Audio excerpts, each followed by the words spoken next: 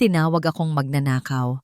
Tinawag akong basahan na dapat itapon sa kangkungan habang nagpapakasasa si Beatrice sa malawak na mansyon na binili ng dugo ng aking ina. Ako ay namamalimos ng hustisya sa gitna ng bumabagyong gabi. Inakala nilang ang katahimikan ko ay pagsuko, ngunit nagkakamali sila. Tapos na ang panahon ng pagluha. Ngayon, hawak ko na ang latigo ng katotohanan. Beatrice, handa ka na bang bayaran ang utang mong dugo? Ako si Lyria, at ito ang simula ng iyong katapusan. Huwag na huwag kang didikit sa akin. Ang baho mo. Iyon ang unang bati sa akin ni Beatrice Alonso. Hindi pasasalamat, hindi pag-aalala, kundi isang pandidiri na tila ba ako ay isang nakakahawang sakit na nakapasok sa kanyang malinis at mabangong mundo. Ang kanyang tinig ay matalim, mas malamig pa sa hanging humahampas sa labas ng ospital.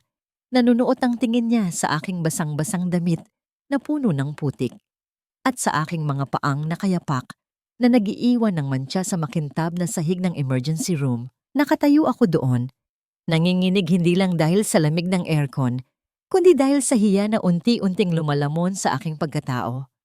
Mahigpit ang hawak ko sa aking lumang pitaka, isang pitakang gawa sa retaso, na ngayon ay wala ng laman. Ang huling 500 piso na inipon ko ng 3 linggo para sa gamot sa hika ni Tita Nena ay naibayad ko na sa taxi. Ibinayad ko para dalhin dito ang biyenan ng babaeng nasa harapan ko ngayon. Ang babaeng kung makatingin sa akin ay parang gusto akong ipasipsip sa vacuum cleaner para mawala sa paningin niya. Gusto kong sumigaw na ako ang sumagip sa matandang yon. Gusto kong isumbat na kung hindi dahil sa akin, ang Don Severino na yon ay malamig na bangkay na ngayon sa gilid ng kalsada sa Tondo.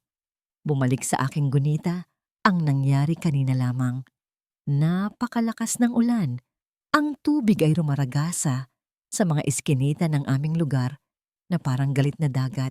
Sa gitna ng dilim at putik, nakita ko ang isang kotse na huminto sandali at itinulak palabas ang isang katawan bago humarurot palayo. Wala akong payong, wala akong kapote.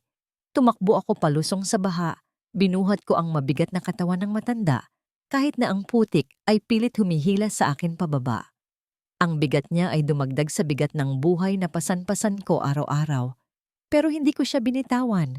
Amoy alak at dugo ang kanyang hininga, pero narinig ko ang kanyang puso na pumipintig pa, buhay siya. Kailangan niya ng tulong. Iyon lang ang alam ko. Ngunit sa sandaling ito, sa loob ng pribadong silid na ito, ang kabayanihan ko ay walang halaga. Ang tanging nakikita ni Beatrice ay ang dumi sa aking kuko at ang amoy ng tondo na dala ko. Lumapit si Beatrice sa stretcher kung saan nakahiga ang kanyang biyenan na wala pa ring malay. Hinawakan niya ang kamay ng matanda, hindi para haplusin, kundi para inspeksyonin. Biglang nanlaki ang kanyang mga mata na puno ng pekeng pilikmata. Humarap siya sa akin at ang kaninang pandidiri ay napalitan ng isang akusasyon na mas masakit pa sa sampal. Nasaan ang singsing? Asik niya ang bawat salita ay may diin. Ang emerald ring ni Papa. Suot niya yon kanina. Nasaan? Napalunok ako kahit tuyot na tuyot ang aking lalamunan. Wala po akong kinuha, ma'am. Nakita ko lang po siya sa daan. Tinulungan ko lang po. Tinulungan? Tumawa siya ng mapakla. Isang tawa na walang bahid ng saya. Huwag mo akong lokohin. Kilala ko ang mga katulad mo. Gumagawa kayo ng eksena, nagpapanggap na Good Samaritan. Pero ang totoo, ninanakawan nyo na pala ang mga biktima nyo habang walang malay. Ibasura mo na ang drama mo, Day. Ibalik mo ang singsing o ipapakaladkad kita sa presinto ngayon din. Napaatras ako. Ang paratang niya ay parang kumukulong tubig na ibinuhos sa akin. Hindi po ako magnanakaw. Isinugod ko lang siya dito dahil mamamatay siya sa lamig. Humakbang siya palapit sa akin. Ang amoy ng kanyang mamahaling pabango ay nakakahilo. Walang babala. Hinablot niya ang aking pitaka. Akin na yan. Sigaw niya. Dahil sa gulat, hindi ako nakapanlaban. Binuksan niya ang aking pitaka at itinaob ito. Inasahan niyang may mahuhulog na mamahaling alahas. Ngunit ang tanging lumagpak sa sahig ay ang ilang pirasong barya. Ang sukli sa taxi na dapat ay pambili ko ng kahit isang pirasong tinapay para sa hapunan namin ni tita. Ang mga barya ay gumulong sa makintab na tiles. Umiikot-ikot bago huminto sa paanan ng mga nurse at guard na nanonood sa amin. Bawat pag-ikot ng barya ay tila tinutunaw ang natitira kong dignidad. Tinitigan ni Beatrice ang mga barya na parang mga insekto. Oh my God! Look at this poverty! Ang kapal ng mukha mong tumayo dito. Dahan-dahan akong lumuhod para pulutin ang mga barya. Nanginginig ang aking mga kamay. Bawat sentimo ay mahalaga. Bawat sentimo ay katumbas ng pawis at dugo sa pangangalakal ng basura. Nararamdaman ko ang mga mata nilang nakapako sa akin. Mga matang nanghuhusga. Mga matang naniniwalang ang isang tulad ko ay ipinanganak para gumapang sa lupa. Habang nakadapa ako sa sahig, naaalala ko ang bulong ng matanda kanina sa taxi. Bago siya tuluyang nawalan ng malay, hinawakan niya ng mahigpit ang pulsuhan ko. Ang kanyang mga daliri ay malamig, ngunit ang kanyang bulong ay mainit sa aking tainga. Binanggit niya ang isang pangalan, Isabela. At may iniabot siya sa akin, hindi singsing kundi isang babala na hindi ko naintindihan dahil sa ingay ng ulan. Guard! Ang boses ni Beatrice ay bumasag sa aking pag-iisip. Ilalabas niyo ba ang basurerang ito o ako pa ang tatawag sa may-ari ng ospital para ipatanggal kayo sa trabaho? Isang mabigat na kamay ang humawak sa aking braso. Hindi na ako nanlaban. Tumayo ako. Hawak ang maruruming barya sa aking palad at tumingin kay Beatrice sa huling pagkakataon. Nakataas ang kanyang kilay, naghihintay ng aking pagmamakaawa. Pero kinagat ko ang aking labi hanggang sa malasahan ko ang dugo para pigilan ang aking pag-iyak. Kinaladkad ako ng security guard palabas ng labi.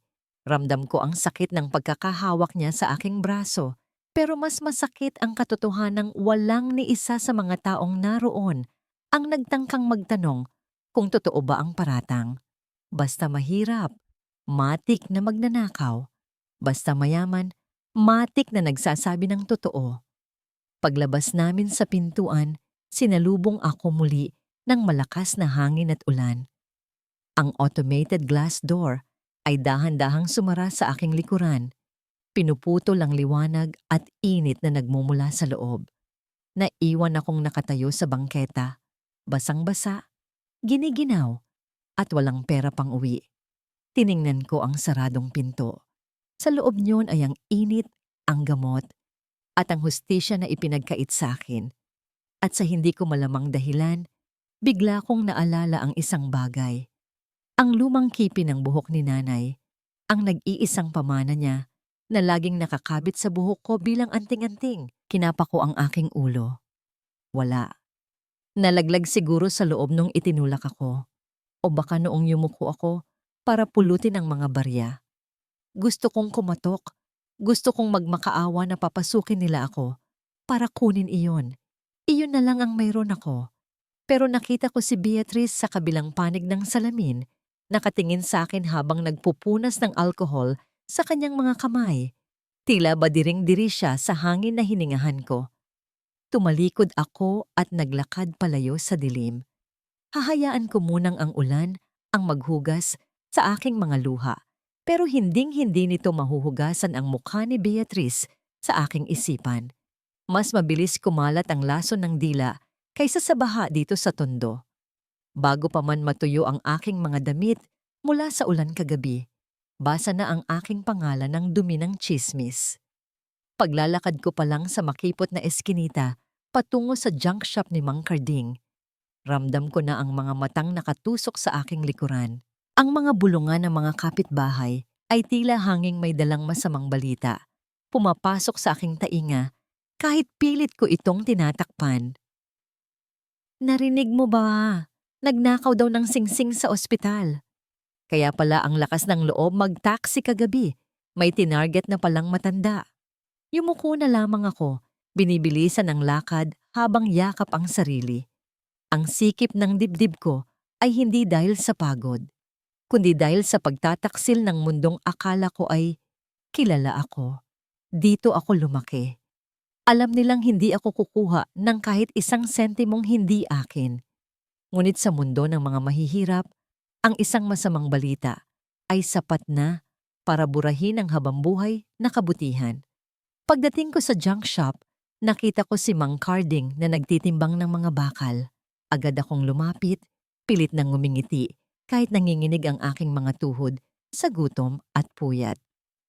Mang Carding, magandang umaga po. Handa na po akong magtrabaho. May mga bagong dating po bang bote na kailangang hugasan?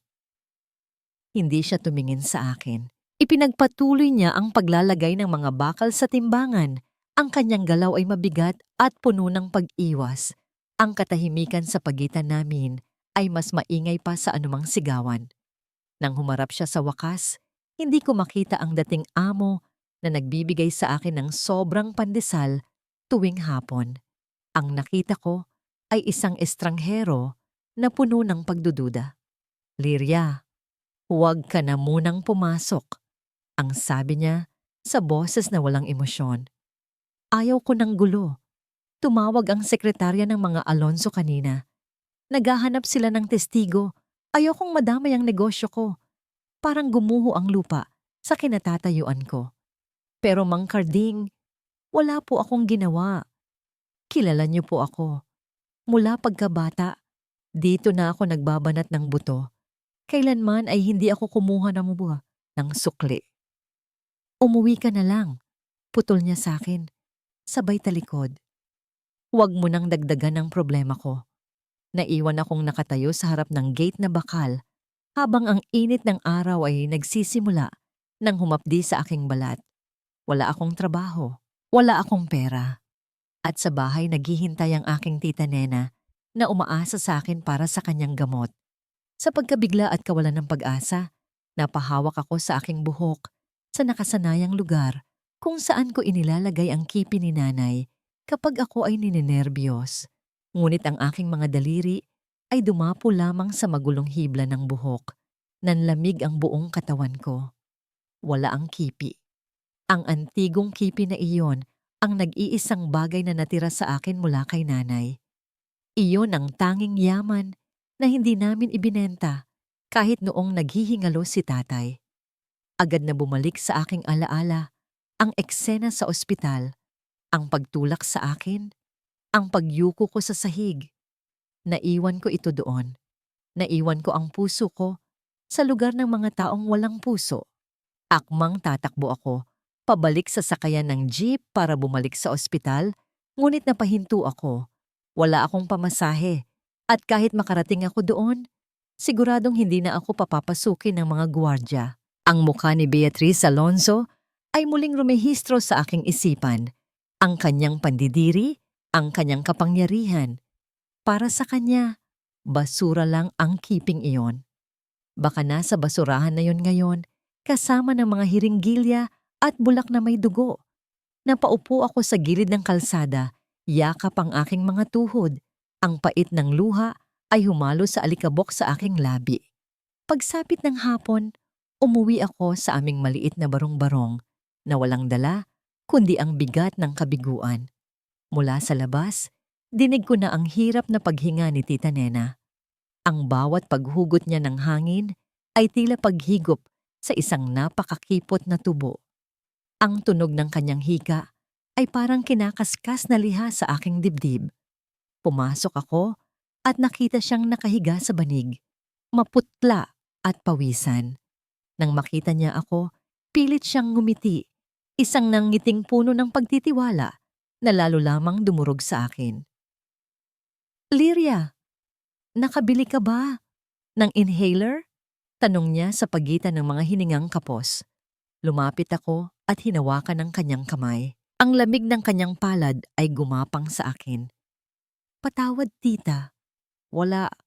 Sarado ang junk shop ngayon. Wala akong naiuwi." Nakita ko ang pagdaan ng takot sa kanyang mga mata, pero agad niya itong pinalitan ng pag-unawa. "Ayos lang. kaya ko pa naman. Magpahinga ka na.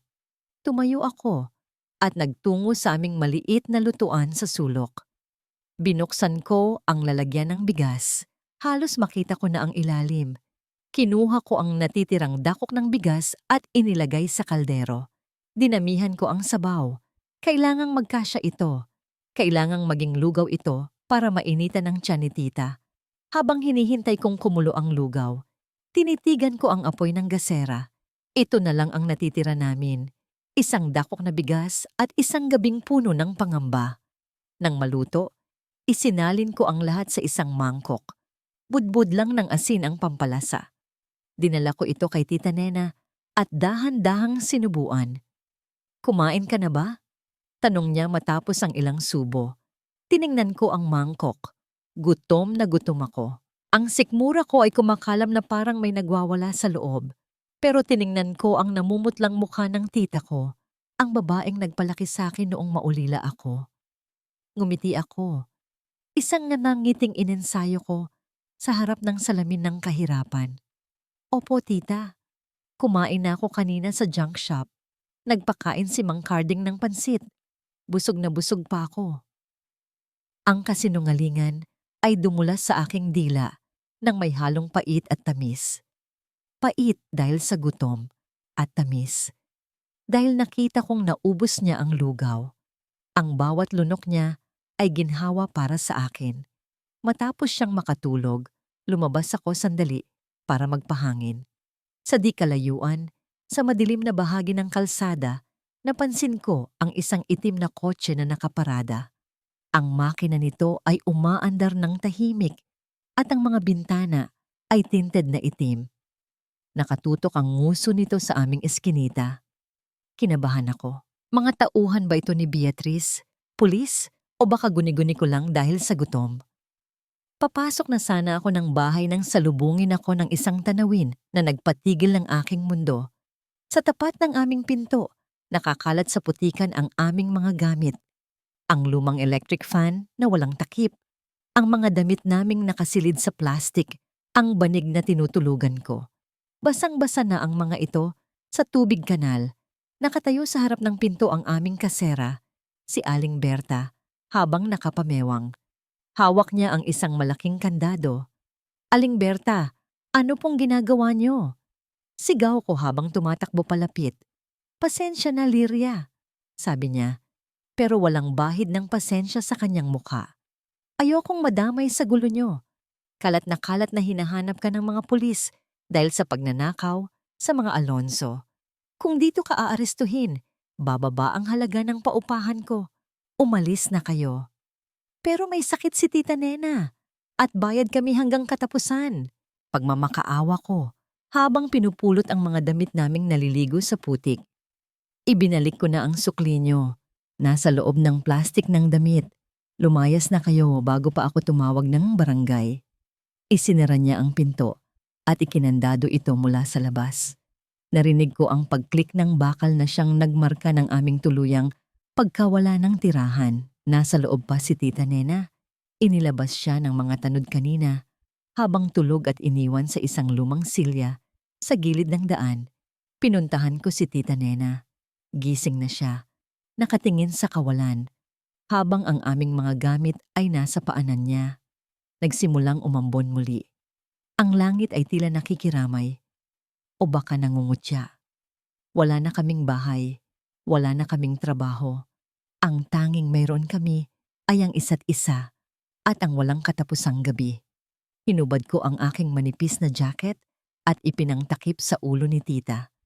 Saan na tayo pupunta, Liria? Bulong niya. Ang boses ay nanginginig sa ginaw. Tumingin ako sa kadiliman ng tondo. Sa malayo, nakikita ko ang mga ilaw ng matataas na building kung saan nakatira ang mga tulad ni Beatrice. Ang liwanag nila ay hindi umaabot dito sa amin. Hindi ko alam, tita. Sagot ko habang pinipigilan ng paghikbi. Pero hindi tayo mamamatay dito. Hindi tayo papayag. Sa dilim, hinila ko ang kariton na dati kong ginagamit sa pangangalakal. Isinakay ko ang aming mga gamit at inalalayan si tita. Nagsimula kaming maglakad palayo Habang ang ulan ay unti-unting lumalakas, tinatangay ang aming mga bakas. Tinutulak kami papunta sa kung saan man kami dadalhin ng hangin. Wala na kaming bubong. Ang langit na lang ang aming kumot at ang sementadong kalsada ang aming higaan. Ang silong ng tulay ay may sariling amoy.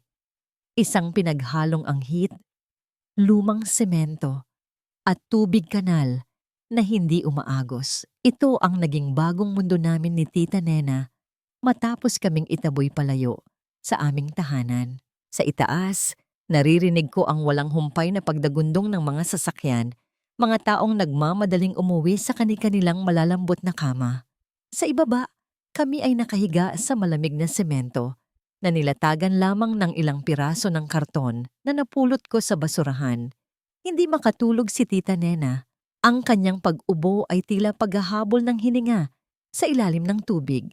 Bawat garalgal ng kanyang lalamunan ay parang tinik na tumutusok sa aking dibdib. Wala akong maibigay na gamot. Ang tanging nagawa ko ay haplusin ang kanyang likod at ibulong na magiging maayos din ang lahat, kahit ako mismo ay hindi naniniwala sa aking mga salita. Nang tumahan siya saglit dahil sa pagod, nagpa siya akong lumabas muna sa aming maliit na sulok para maghanap ng maiinom. Ang gabi sa tondo ay hindi natutulog. Puno ito ng mga anino at panganib. Habang naglalakad ako sa madilim na eskinita malapit sa tambakan ng basura, narinig ko ang masayang hiyawan ng mga bata. Hindi ito hiyaw ng laro, kundi hiyaw ng pangungutya. Sa gitna ng liwanag na nagmumula sa isang pundyong poste, nakita ko ang isang matandang lalaki na nakaupo sa gitna ng mga basura. Puno ng putik ang kanyang punit-punit na damit at ang kanyang buhok ay tila pugad ng ibon sa sobrang gulo. Pinalilibutan siya ng 3 batang hamog na pinagbabato siya ng mga balat ng saging at plastic bottle. Nakita ko kung paano ilagan ng matanda ang mga bato. Ang kanyang mga mata ay nanlalaki sa takot habang yakap-yakap ang sarili. Para siyang batang paslit na naiwan ng kanyang ina. Biglang uminit ang aking ulo. Hindi dahil sa galit, kundi dahil sa awa.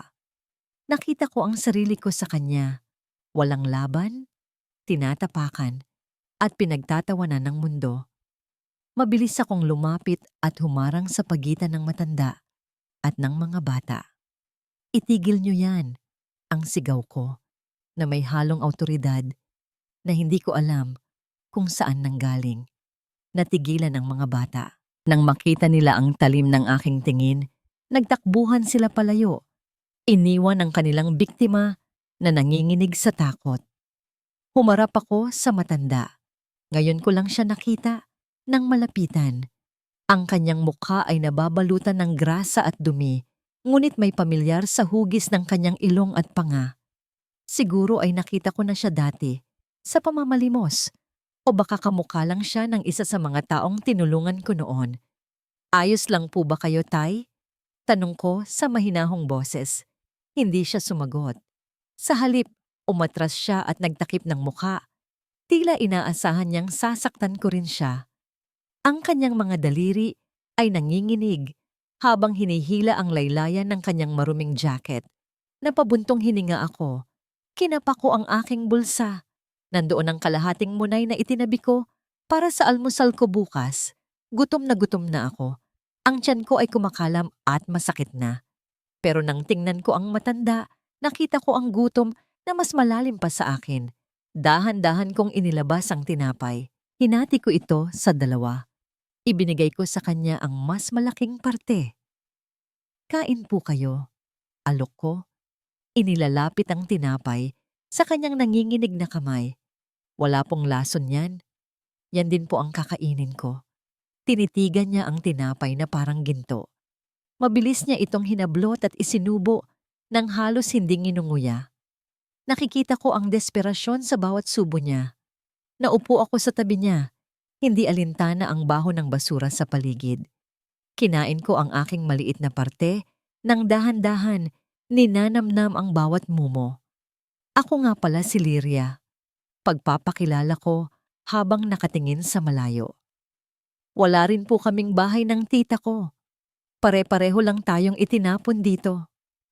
Tumigil sa pagnguya ang matanda. Dahan-dahan siyang lumingon sa akin. Sa unang pagkakataon, nagtama ang aming mga mata. Sa ilalim ng dumi at gusgusin niyang itsura, may nakita akong kakaibang talino sa kanyang mga mata. Isang kislap na hindi bagay sa isang taong nawawala sa sarili. Pero agad iyong nawala at napalitan muli ng blangkong tingin ng isang baliw. Bigla niyang hinawakan ang aking kamay.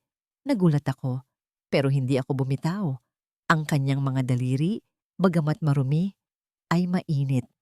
Tinitigan niya ang aking pulsuhan doon sa may maliit na balat na hugis buwan na mayroon ako mula pagkabata. Nanlaki ang kanyang mga mata at tila may gusto siyang sabihin. Ang kanyang bibig ay bumubuka ngunit walang lumalabas na boses. Bakit po, Tay? May masakit po ba? Pag-aalala ko. Umiling siya at binitawan ang kamay ko. Bigla siyang tumawa ng mahina. Isang tawang parang bata at nagpagulong-gulong sa karton. Inisip ko na lang na baka inaatake na naman siya ng kanyang sakit sa pag-iisip. Tumayo ako para magpaalam. Babalik na po ako sa tita ko. Diyan lang kami sa ilalim ng tulay. Kung gutom kayo bukas, hanapin niyo lang ako. Tumalikod ako para umalis. Hindi ko napansin ang mabilis niyang paggalaw. Habang nakatalikod ako at inaayos ang aking damit, hindi ko naramdaman ang maharot. Ngunit mabilis niyang kamay na dumula sa bulsa ng nakasabit na jacket ni Tita Nena na dala-dala ko. Isang makapal na papel ang isiniksik niya doon nang walang nakakapansin. Akmang ihahakbang ko na ang aking mga paa, palayo, nang biglang magbago ang ihip ng hangin. Ang tahimik na gabi ay binasag ng ugong ng isang sasakyan na dahan-dahang pumapasok sa aming eskinita. Ang matatalim na ilaw ng headlights ay humawi sa dilim. Tinatamaan ang mga tambak ng basura at ang mga natutulog na pusa. Naramdaman ko ang biglaang pagtigas ng katawan ng matanda. Ang kaninang parang batang naglalaro sa putik ay biglang naglaho. Sa isang iglap, nakita ko ang takot na gumuhit sa kanyang mukha.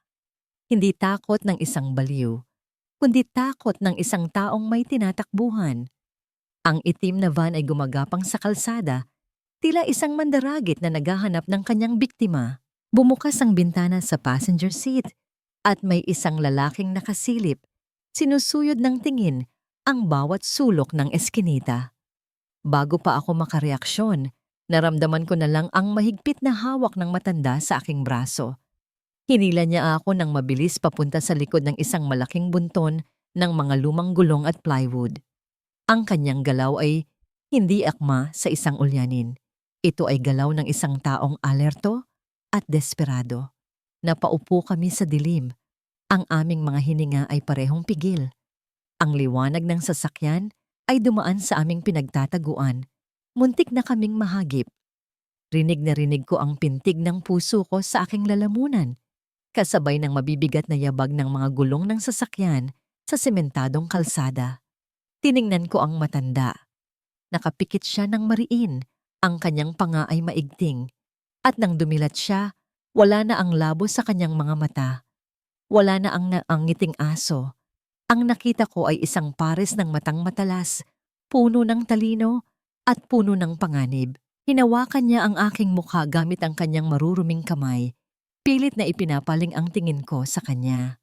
Ang sumunod na lumabas sa kanyang bibig ay nagpatigil ng ikot ng aking mundo. Hindi siya nagsalita ng kung ano-anong lengguwahe ng kalye. Sa halip, sa isang boses na malalim, seryoso, at rinig na rinig ang otoridad, bumulong siya sa akin sa isang tuwid at malinaw na Ingles. "They are coming! Hide me!" Nanigas ako sa aking kinauupuan habang ang sasakyan ay huminto sa tapat mismo ng aming pinagtataguan. Bumukas ang pinto ng van at ang tunog ng mga yabag ng sapatos sa aspalto ay papalapit ng papalapit sa amin. Nakahinga lamang ako nang maluwag nang marinig ko ang paglayo ng sasakyan. Ang ugong ng makina ay unti-unting humina hanggang sa tuluyan itong lamunin ng ingay ng lungsod.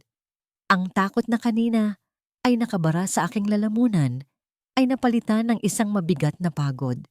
Tiningnan ko ang matanda. Bumalik na ang blangko niyang ekspresyon. Tila ba ang Ingles na binigkas niya kanina ay guni-guni ko lamang o dulot ng matinding gutom. Nanginginig siya sa ginaw. Ang kanyang mga labi ay nangingisay sa lamig ng gabi. Dinala ko siya sa aming munting sulok sa ilalim ng tulay kung saan mahimbing na natutulog si Tita Nena. Ang aming bahay ay gawa lamang sa mga pinagtagpi-tagping karton at plastik. Ngunit ito na ang pinakaligtas na lugar na maibibigay ko. Pinaupo ko ang matanda. Natatawagin ko munang Lolo Seve. Sa tabi ng natutulog kong tita, kailangan niya ng mainit na masusuot. Basang-basa pa rin ang kanyang damit at amoy kanal. Hinalungkat ko ang kariton na naglalaman ng aming mga natitirang gamit. Sa ilalim ng mga kaldero at mga lumang dyaryo, nahagip ng aking kamay ang isang pamilyar na tela. Ang lumang jacket ni nanay. Ito ang huling suot niya bago siya bawian ng buhay 10 taon na ang nakalilipas. Ito ang nag-iisang bagay na hindi ko kailanman naisip ibenta kahit gaano pa kami kagutom. Ang amoy nito ay wala na. Napalitan na ng amoy ng pagkakaluma. Ngunit ang alaala ng kanyang yakap ay nananatili sa bawat hibla ng tela. Akmang ipapasuot ko na sana ito kay Lolo Seve nang maramdaman ko ang kakaibang bigat sa laylayan nito. Kinapa ko ang tahi sa bandang ibaba. May matigas na bagay sa loob, parang isang manipis na kwaderno na isiniksik sa pagitan ng tela at lining. Dala ng kuryosidad, kumuha ako ng maliit na gunting mula sa aking sewing kit at maingat na tinastas ang tahi. Bumilis ang tibok ng aking puso kasabay ng bawat pagputol ng sinulid. Nang bumuka ang tela, nahulog sa aking palad ang isang maliit na kwadernong itim. Luma na ito, ang mga pahina ay naninilaw at kulubot dahil sa tagal ng panahon, ngunit ang sulat kamay sa loob ay malinaw pa rin. Sulat kamay ni nanay. Umupo ako sa sahig, inilapit ang kwaderno sa aandap-andap na liwanag ng kandila. Ang Lolo Seve ay tahimik na nakamasid sa akin. Ang kanyang mga mata ay nakapako sa kwaderno na tila ba alam niya kung ano ang laman nito. Binuksan ko ang unang pahina. Ang petsa ay noong taong namatay siya. Anak, kung nababasa mo ito, ibig sabihin ay wala na ako. Patawarin mo ako kung hindi ko nasabi sa iyo ang totoo. Ginawa ko ito para protektahan ka, ang pamilya Alonzo, si Rafael at ang asawa niyang si Beatriz. Pinipilit nila akong pumirma sa mga dokumentong maglulubog sa kumpanya sa utang habang ibinubulsa nila ang pera. Tumanggi ako, anak. Tumanggi ako dahil ayokong pakainin ka ng pagkain galing sa nakaw. Ngunit nagbanta sila. Sabi nila, madali lang daw magpalabas ng aksidente sa kalsada. Kung mangyari man iyon, huwag kang maniniwala sa pulis. Hanapin mo ang katotohanan. Hanapin mo ang hustisya. Nanlabo ang aking paningin dahil sa luhang mabilis na namuo sa aking mga mata. Ang bawat salita ay parang suntok sa aking sikmura. Ang aksidente. Ang hit and run na pumatay kay nanay habang tumatawid siya pauwi galing trabaho. Ang kaso na isinara agad ng mga pulis dahil walang testigo at madilim ang kalsada. Hindi pala yun aksidente. Iyon ay pagpatay. Ang panginginig ng aking katawan ay napalitan ng isang malamig na galit. Ang mga taong ito, ang pamilyang ito na nagtaboy sa akin sa ospital, na tumawag sa akin ng magnanakaw, na dumura sa aking pagkatao, sila pala ang may utang na dugo sa akin. Sila ang dahilan kung bakit ako lumaking walang ina. Sila ang dahilan kung bakit kami naghihirap. Tumingala ako kay Lolo Seve, nakayuko siya, at sa liwanag ng kandila, nakita ko ang pagpatak ng luha mula sa kanyang mga mata. Hindi ito luha ng isang baliw. Ito ay luha ng isang taong puno ng pagsisisi. Dahan-dahan niyang inabot ang kwaderno, ang kanyang mga daliri ay nanginginig habang hinahaplos ang pangalan ni nanay sa pahina. Kilala niyo po siya? Bulong ko. Hindi ito tanong kundi isang pagtanto. Kilala niyo ang nanay ko. Tumango siya ng marahan. Ang bigat ng mundo ay nakadagan sa kanyang balikat. Sa sandaling iyon, hindi ko nakita ang isang makapangyarihang don, kundi isang matandang lalaki na nabigo sa pagprotekta sa mga taong tapat sa kanya. Binalikan ko ang kwaderno. Sa huling pahina, may nakasulat na magkakasunod na numero at isang pangalan ng bangko. Ito siguro ang tinutukoy ni nanay na ebidensya. Ito ang susi. Pinunasan ko ang aking mga luha gamit ang likod ng aking palad. Tapos na ang pag-iyak. Tapos na ang pagiging biktima. Sa loob ng maraming taon, tinanggap ko ang pang-aapi ng mundo dahil inakala kong iyon ang nararapat sa akin. Inakala kong ipinanganak akong talunan, pero mali ako. Isinara ko ang kwaderno at mahigpit itong hinawakan sa aking dibdib. Ang galit na nararamdaman ko ngayon ay hindi nakakalasong apoy, kundi isang gasolina. Gagamitin ko ito. Sisingilin ko sila.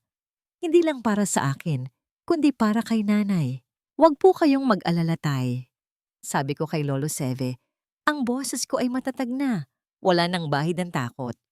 Hindi na tayo magtatago. Lalaban tayo. Biglang may narinig kaming kaluskos mula sa dilim. May paparating. Agad kong itinago ang kwaderno sa loob ng aking damit at hinarangan si Lolo Seve. Dumampot ako ng isang pirasong bakal mula sa basura. Kung mga tauhan ito ni Beatrice, hindi ko sila hahayaang saktan kami ng walang laban. Mula sa anino ng poste, isang lalaki ang lumitaw. Hindi siya mukhang goons. Nakasuot siya ng simpleng polo shirt at salamin. May bitbit na isang supot ng pagkain. Ang kanyang mukha ay maamo, ngunit may bahid ng lungkot. Kilala ko siya.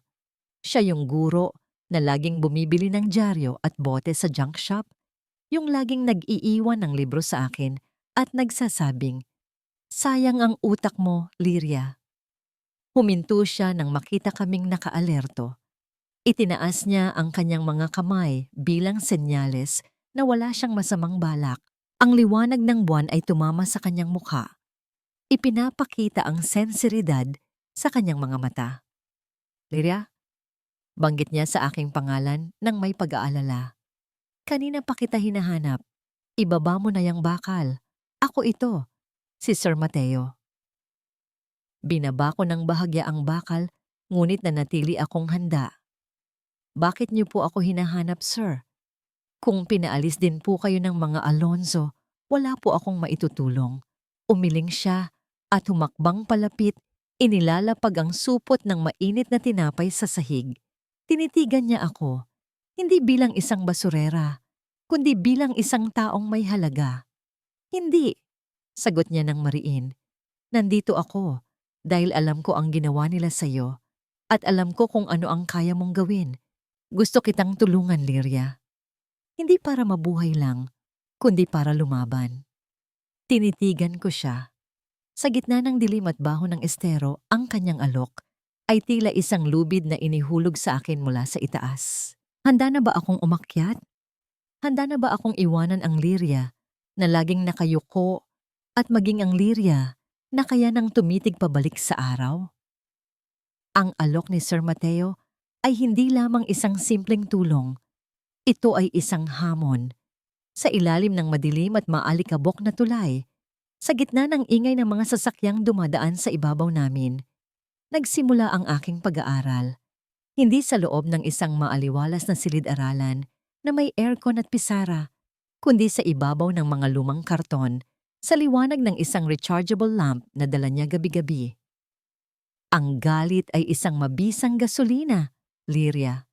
Ang sabi niya sa akin noong unang gabi ng aming pag-aaral, habang inaabot sa akin ang isang makapal na libro tungkol sa business law. Pero ang gasolina, kapag walang makina, ay sumasabog lang at nasasayang. "Ang utak mo ang magiging makina. Ang batas ang magiging manibela mo. Tinanggap ko ang libro. Mabigat ito. Mas mabigat pa sa mga sako ng bote na pasan ko araw-araw. Pero iba ang bigat na ito. Ito ang bigat ng responsibilidad at pag-asa. Sa umaga, ako pa rin si Liria na basurera. Kinakalkal ko ang mga bundok ng basura sa payatas at tondo. Hinahanap ang mga plastik at bakal na pwede pang mapakinabangan. Ang baho ng nabubulok na pagkain ay kumakapit sa aking balat at ang init ng araw ay sumusunog sa aking batok. Pero habang nagbubungkal ako ng basura, ang isip ko ay wala sa dumi. Nasa mga terminong itinuro ni Sir Mateo ang diwa ko. Assets, liabilities, embezzlement, fraud. Inuulit-ulit ko ang mga ito sa aking isipan kasabay ng bawat pagpulot ko ng kalakal, tila ba mantra na magliligtas sa akin sa kumunoy ng kahirapan. Sa gabi, pagkatapos mapakain at mapatulog si Tita Nena, nagbabago ang mundo ko. Dadating si Sir Mateo dala ang kanyang maliit na mesa at 2 bangkito. Minsan may dala siyang pansit, minsan ay tinapay. Nahirapan ako nung una. Ang mga daliri kong sanay sa paghawak ng kalawanging bakal ay naninibago sa paghawak ng ballpen. Ang aking kamay ay nanginginig at ang aking sulat ay parang kinalaykay ng manok. Masakit sa ulo ang mga numero. Masakit sa mata ang maliliit na letra. Sir, parang hindi ko yata kaya. Minsan kong naibulong habang hinihilot ang aking sentido. Grade 6 lang ang natapos ko. Baka tama sila na hanggang dito na lang ako. Tumingin sa akin si Sir Mateo. Ibinaba niya ang kanyang salamin at tinitigan ako ng diretsyo. Walang awa sa kanyang mga mata, kundi respeto. Tingnan mo ang mga kamay mo, Liria. Utos niya. Itinaas ko ang aking mga palad. Puno ito ng kalyo, peklat at dumi na hindi na kayang tanggalin ng sabon. Ang mga kamay na yan ay nakayanan ang bigat ng mundo. Malumanay niyang sabi, ang mga kamay na kayang magbungkal ng basura para mabuhay ay kayang-kaya ring magbuklat ng pahina para manalo. Huwag mong mamaliitin ang sarili mo. Ang diploma ay papel lang. Ang talino ay nasa diskarte at puso. Napatingin ako sa sulok kung saan nakaupo si Lolo Seve. Madalas ay tahimik lang siya, naglalaro ng mga bato o kaya ay nakatulala sa kawalan. Pero minsan, kapag hirap na hirap ako sa pag-intindi ng balance sheet, lumalapit siya. Kunwari ay manghihingi ng tubig o magpapapansin. Isang gabi, habang litong-lito ako, sa pagkwenta ng interes, bigla siyang bumulong habang inaayos ang kanyang mga bato sa sahig. Kapag kinuha mo ang kaliwa, dapat ibalik mo sa kanan. Kung hindi pantay ang timbang, tumba ang bahay. Napatigil ako. Tiningnan ko ang kanyang mga bato. Naka-align ang mga ito ng perpekto, debit at credit. Ang prinsipyo ng balanse, ang mga salita ng isang baliw ay puno ng lohika ng isang veteranong negosyante. Tumingin ako kay Sir Mateo at nakita kong nakangiti siya habang nakamasid kay Lolo Seve. Alam niyang hindi ordinaryong baliw ang kasama namin, pero hinayaan niya lang kami. Lumipas ang mga linggo. Ang aking mga gabi ay naging kanlungan ng karunungan. Unti-unti, ang mga numero ay hindi na mga kaaway, kundi mga sundalo na kaya kong utusan. Ang mga batas ay hindi na mga salitang banyaga, kundi mga sandata na kaya kong gamitin. Isang gabi, inabot sa akin ni Sir Mateo ang isang dokumento, isang affidavit of loss para sa nawawala kong ID. Pirmahan mo, sabi niya. Hinawakan ko ang ballpen. Huminga ako ng malalim. Dati, ang pirma ko ay maliit, nanginginig, at puno ng pag-aalinlangan. Yung klase ng pirma na humihingi ng paumanhin dahil sumakop ito ang espasyo sa papel. Pero ngayon, inalala ko ang lahat ng itinuro sa akin. Inalala ko ang mukha ni Beatrice. Inalala ko ang alaala ni Nanay. Idiniin ko ang dulo ng ballpen sa papel. Ang tunog ng pagsulat ay mabilis at mariin. Isinulat ko ang pangalan ko, Liria Monteclaro. Malaki, malinaw, matapang. Ang dulo ng aking pirma ay may buntot na pataas, tila isang espadang nakahanda sa laban. Maganda, puna ni Sir Mateo. May kislap ng pagmamalaki sa kanyang mga mata na nagpainit sa aking pisngi. Handa ka na. Bakit niyo po ito ginagawa, sir?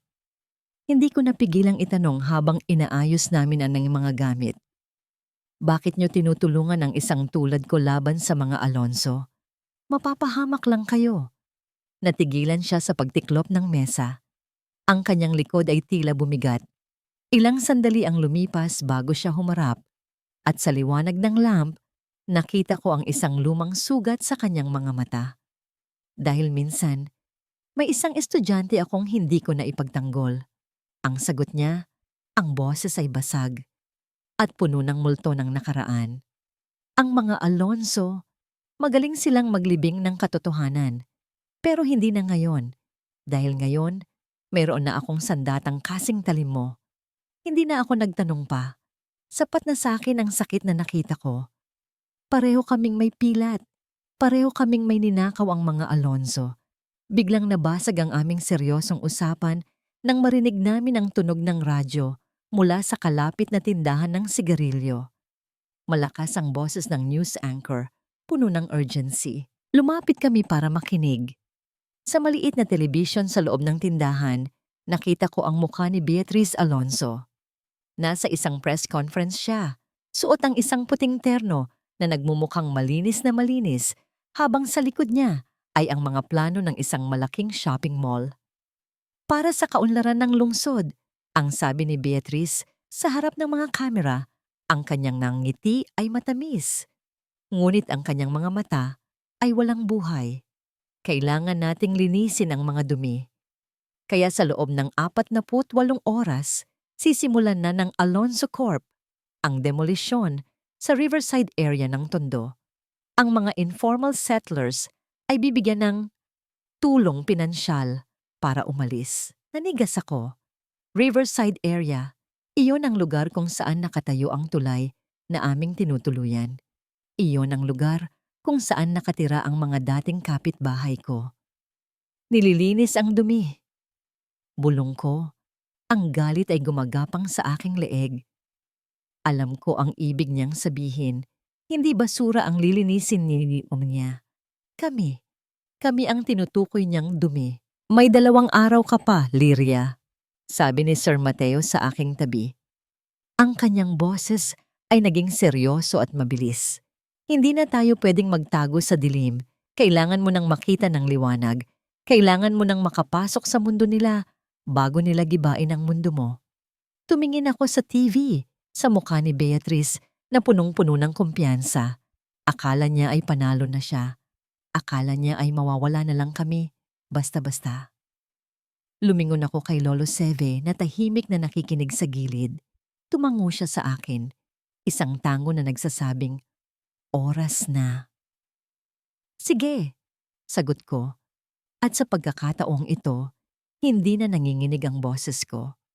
Pupunta ako sa kanila, hindi bilang basurera, kundi bilang kanilang bangungot. Ang Grand Ballroom ng Manila Hotel ay tila isang ibang planeta na malayo sa putik at baho ng Tondo. Dito, ang hangin ay hindi amoy kanal, kundi amoy ng mamahaling pabango at sampagwita. Ang liwanag ay hindi nagmumula sa aandap-andap na poste, kundi sa dambuhalang aranya na gawa sa libu-libong kristal na tila mga nagyayelong luha sa itaas. Suot ang itim na uniforme ng mga server, nakasuot ako ng face mask at isang makapal na salamin na walang grado. Ang buhok ko ay mahigpit na nakapusod at nakatago sa ilalim ng net. Sa salamin ng locker room kanina, halos hindi ko na makilala ang sarili ko. Wala na si Liria na basurera. Ang nakikita ko ay isang anino.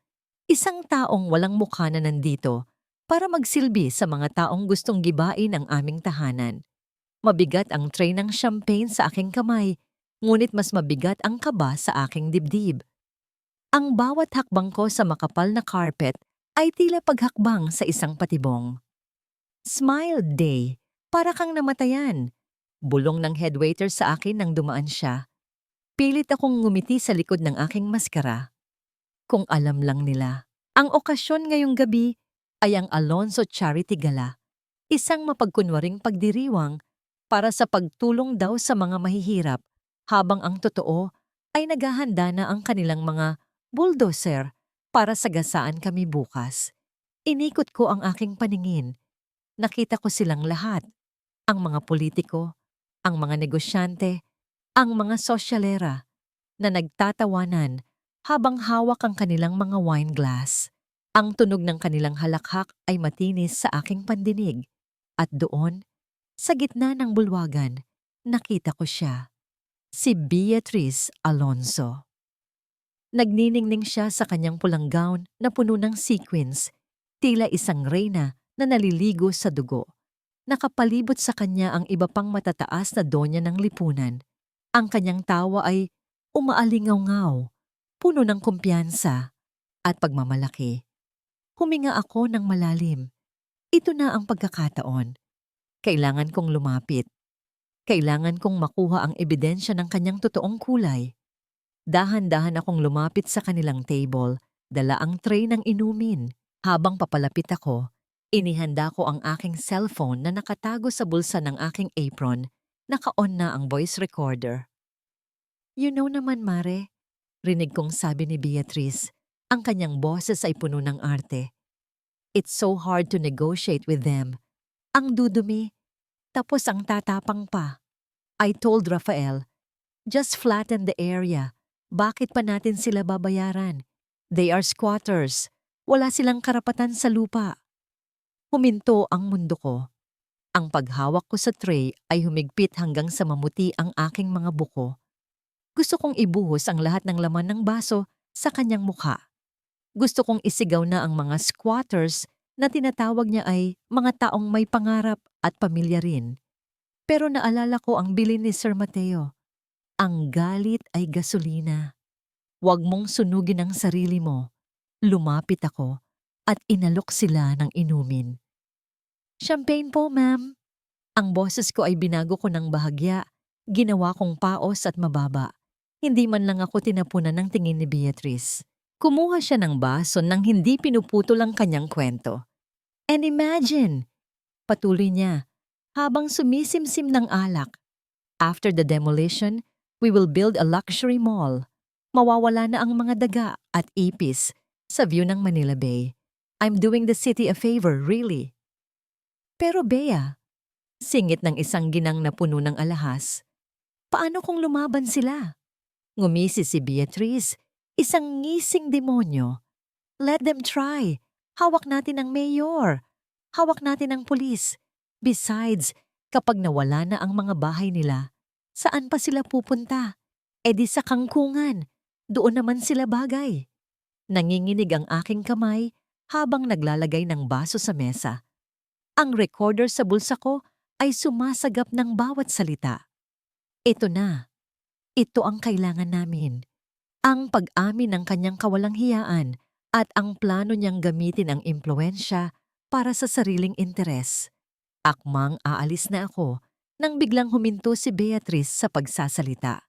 Suminghot siya sa hangin. Ang kanyang ilong ay kumulubot na parang nakatapak ng dumi. Wait! Sabi niya at lumingon sa akin. Ang kanyang mga mata ay naningkit. You! Nanigas ako. Ang puso ko ay tila tambol na pinapalo sa loob ng aking dibdib. Bakit ang baho mo? Asik niya, hindi na inalintana ang mga kausap. Amoy. Amoy matanda. Amoy efficacent oil. Napalunok ako. Bago ako umalis ng bahay, minasahe ko ang likod ni Tita Nena gamit ang langis para maibsan ang kanyang hika.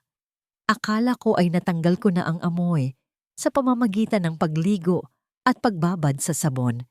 Pero tila kumapit ito sa aking balat bilang tatak ng aking pinanggalingan. Sorry po, ma'am. Sagot ko nang nakayuko. Masakit po kasi ang likod ko. Ang palusot na lumabas sa aking bibig. Bagamat ang totoo ay ang aking kaluluwa ang masakit. May rayuma po kasi ang nanay ko. Nahawahan lang po siguro ako ng amoy pag-alis ng bahay. Tumayo si Beatrice at umatras. Tila ba ang hininga ko ay nakakalasong usok. Kumuha siya ng isang mamahaling panyo mula sa kanyang clutch bag at tinakpan ang kanyang ilong at bibig. Ang pandidiri sa kanyang mga mata ay walang halong pagbabalat kayo. Ew, so squatter, ang matapobre niyang komento na parang sampal sa aking pagkatao. Manager! Where is the manager?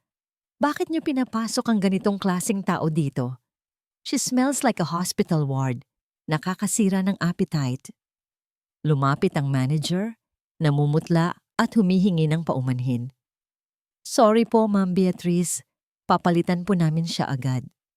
Binalingan ako ng manager at binigyan ng matalim na tingin na nag-uutos sa akin na maglaho. Umalis ka na sa harap ko. Bulong niya ng madiin. Bumalik ka sa kusina. Yumuko ako bilang tanda ng pagsunod, pero sa loob-loob ko, gusto kong ngumiti. Nakuha ko na ang kailangan ko. Nasa bulsa ko na ang ebidensya ng kanyang kasamaan. Ang bawat pang-aalipusta niya ay dagdag na pako sa kanyang sariling kabaong. I'm sorry, ma'am. Huling sabi ko bago ako tumalikod. Naglakad ako palayo.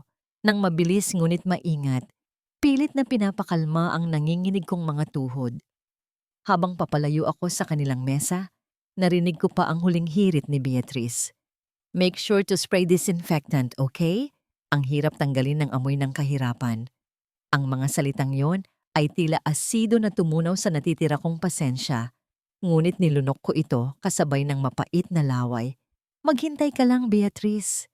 Ang amoy ng kahirapan na tinutukoy mo, ang siya ring amoy ng iyong pagbagsak. Binagtas ko ang mahabang pasilyo patungo sa exit ng service area. Gusto ko nang makalabas. Gusto ko nang hubarin ang uniformeng ito at huminga ng maluwag. Ang recorder sa aking bulsa ay tila mainit na bakal na dumadampi sa aking hita, paalala ng tagumpay ngayong gabi. Ngunit sa aking pagmamadali, hindi ko napansin ang isang figura na kalalabas lang mula sa comfort room ng mga lalaki.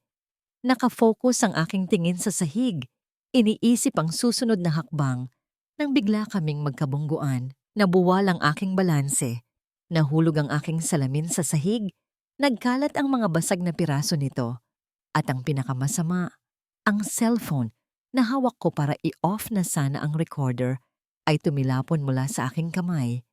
Dumausdos sa makintab na sahig at huminto mismo sa paanan. Lalaking nabangga ko. Nanlamig ang buong katawan ko. Dahan-dahan kong itinaas ang aking paningin. Nakasuot siya ng isang mamahaling itim na suit at ang kanyang sapatos ay kumikinang na parang salamin. Tumingin ako sa kanyang mukha. Si Rafael Alonzo, ang asawa ni Beatrice. Nakatingin siya sa akin nang may pagtataka. Ngunit nang makita niya ang cellphone sa sahig, kumunot ang kanyang noo. Pupulutin ko na sana ito nang mas mabilis siya. Dinampot niya ang cellphone at tiningnan ang screen na nakailaw pa. Recording in progress. Ang tatlong salitang yon ay tila isang hatol ng kamatayan.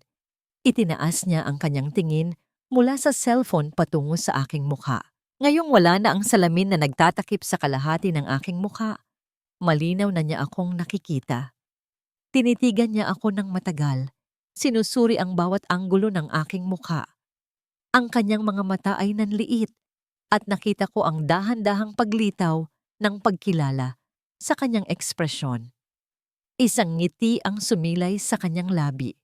Ang nangiti ni Rafael Alonzo ay hindi ngiti ng pagkatuwa, kundi ng isang manlalarong nakahuli ng espiya. Hawak niya ang aking cellphone na parang tropeyo, habang ang aking buhay ay tila nakasalalay sa pagpindot ng kanyang daliri. Ang hangin sa pasilyo ay biglang naging mabigat at mahirap hingahin. Interesting, bulong niya. Ang kanyang mga mata ay hindi inaalis sa akin. Isang server na may ganitong klaseng hobby. Anong pangalan mo? Hindi ako makasagot. Ang dila ko ay tila nakakabit sa aking nangalangala. Tinapik niya ang screen ng cellphone. Nakita ko ang paggalaw ng kanyang hinlalaki sa ibabaw ng delete button. Sayang, maganda pa naman sana ang recording mo. Clear na clear ang boses ng asawa ko. At sa isang pindot, binura niya ang lahat. Ang ebidensyang pinaghirapan ko ay naglaho na parang bula. "Makinig ka," sabi niya. Humahakbang palapit sa akin hanggang sa maamoy ko ang mamahalin niyang cologne na humahalo sa amoy ng alak. "Ibibigay ko sa iyo ang cellphone mo. Pero sa susunod na magre-record ka, siguraduhin mong hindi mo itututok sa mga taong mas malaki sa iyo. Baka ang susunod mong marirecord ay ang sarili mong katapusan." Iniabot niya sa akin ang cellphone. Ang kanyang mga daliri ay dumaplis sa aking palad. Isang haplos na malamig at puno ng pagbabanta. Pagkatapos ay ngumiti siya ulit, tinalikuran ako at naglakad palayo na parang walang nangyari. Naiwan akong nakatayo doon, nanginginig. Yakap ang cellphone na ngayon ay wala ng silbi. Pinakawalan niya ako. Pero alam kong hindi iyon pagpapatawad. Iyon ay isang laro. Alam na niya kung sino ako. At ngayon, naghihintay lang siya ng tamang pagkakataon para tapusin ako. Mabilis akong tumakbo palabas ng hotel, hindi na inalintana ang mga sahod na dapat kong kunin. Ang tanging nasa isip ko ay ang makabalik sa ilalim ng tulay. Kailangan kong balaan si Sir Mateo. Kailangan naming umalis. Pagdating ko, nadatnan ko si Sir Mateo na gising pa. Nag-aayos ng aming mga gamit. "Anong nangyari?" tanong niya agad nang makita ang aking itsura. "Alam na niya," sabi ko, habol ang aking hininga. Nakita ako ni Rafael. Binura niya ang recording. "Kailangan na nating umalis dito, sir. Bukas ng umaga, sisirain na nila ang lugar na to." Ngunit huli na ang lahat. Kinaumagahan, bago pa man sumikat ang araw, ginising kami ng isang nakabibinging ugong. Ang lupa sa ilalim namin ay yumayanig. Sa dulo ng eskinita, nakita namin sila. 2 dambuhalang bulldozer na kulay dilaw. Ang kanilang mga pala ay parang mga pangil na handang kumain ng aming mga tahanan. Nagsimula ang kaguluhan. Ang mga tao ay nagtakbuhan palabas ng kanilang mga barong-barong. Sinusubukang isalba ang anumang maisasalba. Telebisyon, kaldero, mga damit. Ang iyak ng mga bata ay humahalo sa sigaw ng kanilang mga magulang at sa malakas na ingay ng mga makina. "Tita! Lolo! Gumising na po kayo!" Sigaw ko. Tinatapik ang kanilang mga balikat. Hirap na bumangon si Tita Nena dahil sa kanyang hika. Si Lolo Seve naman ay nakaupo lang sa isang sulok. Yakap ang kanyang mga tuhod, tila isang batang takot na takot sa kulog. Ang unang bulldozer ay nagsimula nang magwasak. Ang tunog ng pagguho ng yero at pagkabali ng kahoy ay sumasabay sa pagguho ng pag-asa sa aking puso. Palapit na sila sa aming pwesto. "Sir Mateo, tulungan niyo po ako." Pagmamakaawa ko habang pilit na itinutulak ang aming kariton. Ngunit ang isa sa mga bulldozer ay humiwawalay at dire-diretsyong tumutok sa aming direksyon. Papunta ito sa amin. "Lolo Seve, tara na." Sigaw ko. Hinila ko ang kanyang braso, pero hindi siya gumagalaw. Nakatingin lang siya sa papalapit na makina. Malapit na. 10 metro, 5 metro. Ang alikabok mula sa lupa ay tumatama na sa aming mga mukha. Ipinikit ko na lang ang aking mga mata. Niyakap si Tita Nena at hinintay ang pagbagsak. Ngunit walang dumating na pagbagsak. Nang imulat ko ang aking mga mata, nakita ko ang isang tanawing hindi ko malilimutan habang buhay. Si Lolo Seve. Nakayo siya sa gitna ng daan, diretsyong nakaharap sa bulldozer. Wala na ang kuba sa kanyang likod. Wala na ang takot sa kanyang mga mata. Nakatayo siya ng tuwid. Ang kanyang mga kamay ay naa sa likod at ang kanyang muka ay seryoso at puno ng kapangyarihan. Para siyang isang general na humaharap sa kanyang mga sundalo. Itinaas niya ang kanyang isang kamay. at sa isang boses na mas malakas pa sa ugong ng makina, isang boses na puno ng awtoridad na nagmula sa kaibuturan ng kanyang pagkatao. Sumigaw siya ng isang salita. Tigil! Isang nakabibinging tunog ng preno ang pumunit sa hangin. Ang dambuhalang bulldozer ay biglang huminto. Ang pala nito ay ilang pulgada na lang ang layo mula sa dibdib ni Lolo Seve. Tumahimik ang buong lugar. Ang mga tao ay natigilan. Maging ang mga construction worker ay napahinto sa kanilang ginagawa. Lahat ay nakatingin sa matandang gusgusin na nagpatigil sa isang halimaw na bakal. Dahan-dahang lumingon si Lolo Seve sa akin. Ang kabaliwan sa kanyang mga mata ay tuluyan ng naglaho. Ang nakita ko ay kalinawan, pagsisisi at determinasyon. Pasensya na, hiha, kung pinaghintay kita. Ang sabi niya, ang kanyang boses ay kalmado at malinaw. Ako at si Sir Mateo ay parehong natulala. Ang baliw sa eskinita ay si Don Severino Alonzo. Inamin niya ang lahat, na siya ang Don, na kilala niya ang nanay kong si Isabela, na nagpanggap siyang baliw para pagmasdan ang kanyang mga anak mula sa malayo at para subukin ang aking pagkatao. Ang katapatan ng iyong ina ang minsan nang nagligtas sa kumpanya, sabi niya habang papalapit sa akin, at ang kabutihan mo naman ang nagligtas sa akin. Oras na para ibalik ang pabor. May kinuha siya mula sa ilalim ng suwelas ng kanyang sirang sapatos. Isang maliit na pakete na binalot sa plastik. Inabot niya ito sa akin.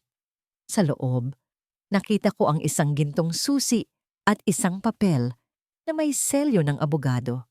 Isang Special Power of Attorney. Nasa isang bangko sa Switzerland ang lahat ng totoong yaman ko, malayo sa mga kamay ng aking mga buwayang anak. Paliwanag niya. Ang susing iyan ang magbubukas sa lahat. Ang papel na yan ang magbibigay sa iyo ng kapangyarihan para pamahalaan ang lahat. Ito ang baraha mo, Lyria. Gamitin mo para ipanalo ang laban na sinimulan ng nanay mo. Napaluhod ako. Ang bigat ng katotohanan ay tila nagpabagsak sa akin. Ngunit isang bagay ang mas nagpagulat sa lahat ng nakakita.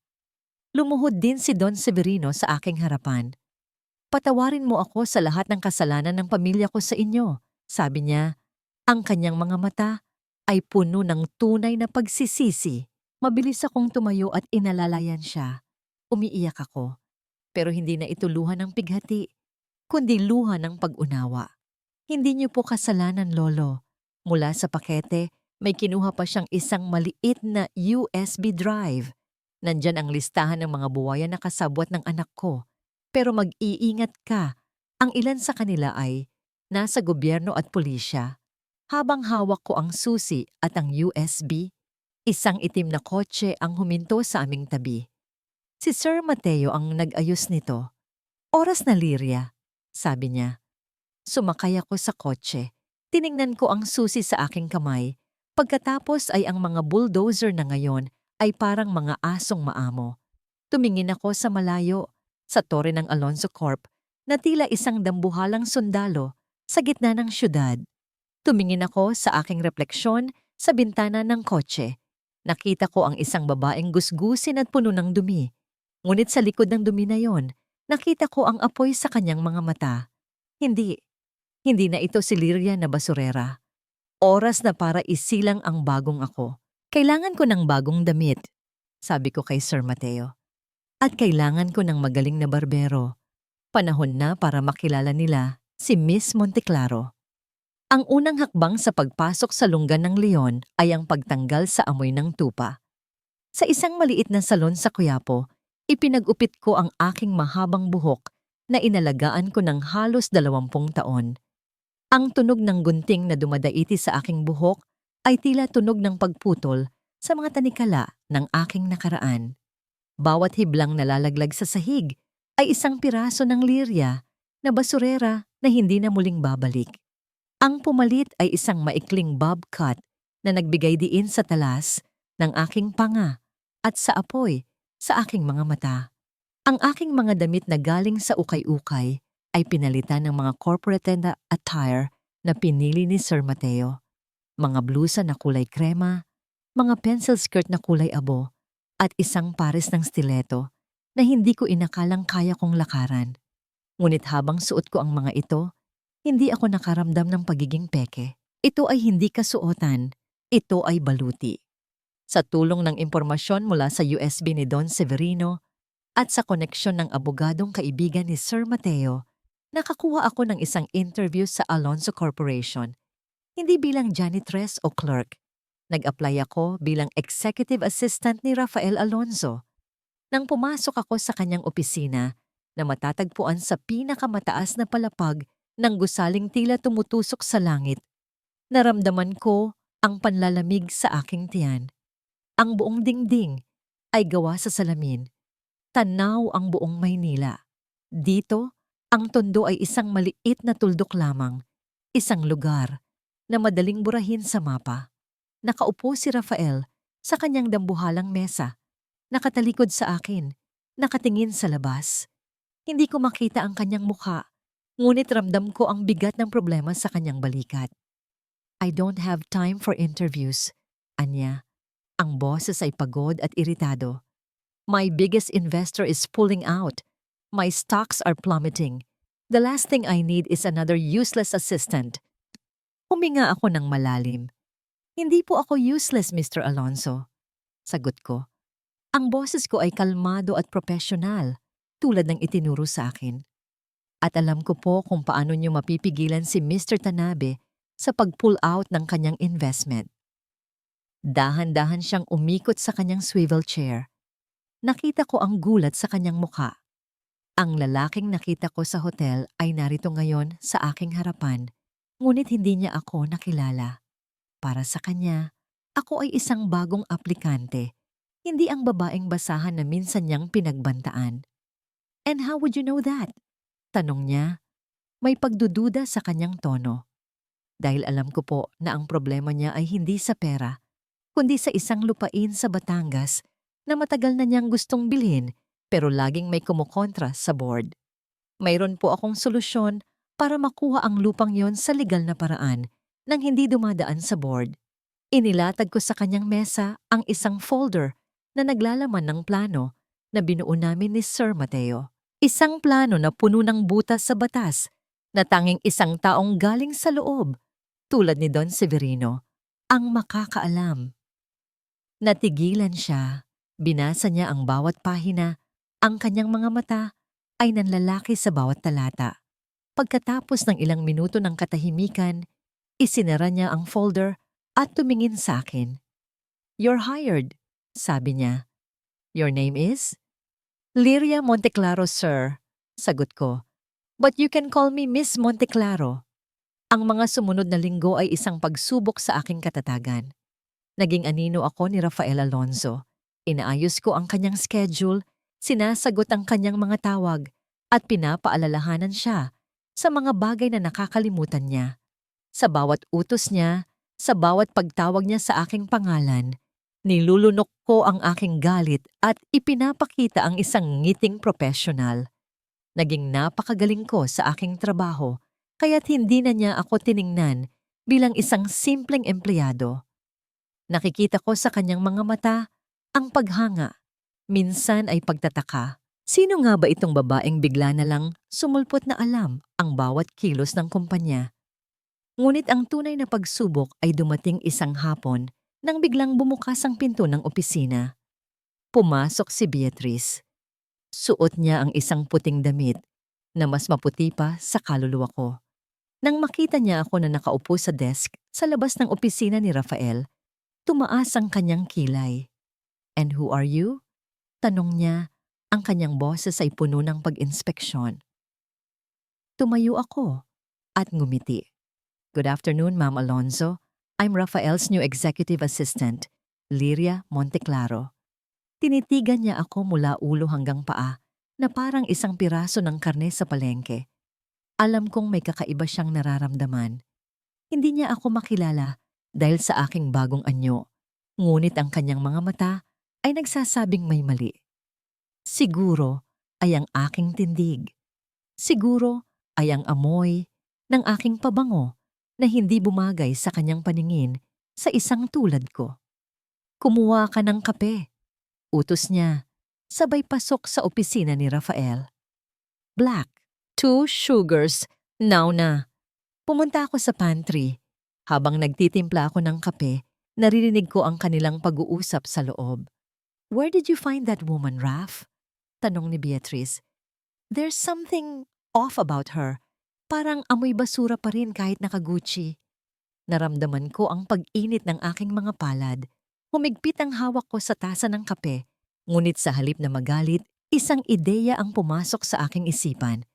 Isang maliit at personal na ganti na magbibigay sa akin ng panandaliang kasiyahan. Tumingin ako sa paligid. Walang tao. Kinuha ko ang tasa ng mainit na kape. Tinitigan ko ang itim at umuusok na likido.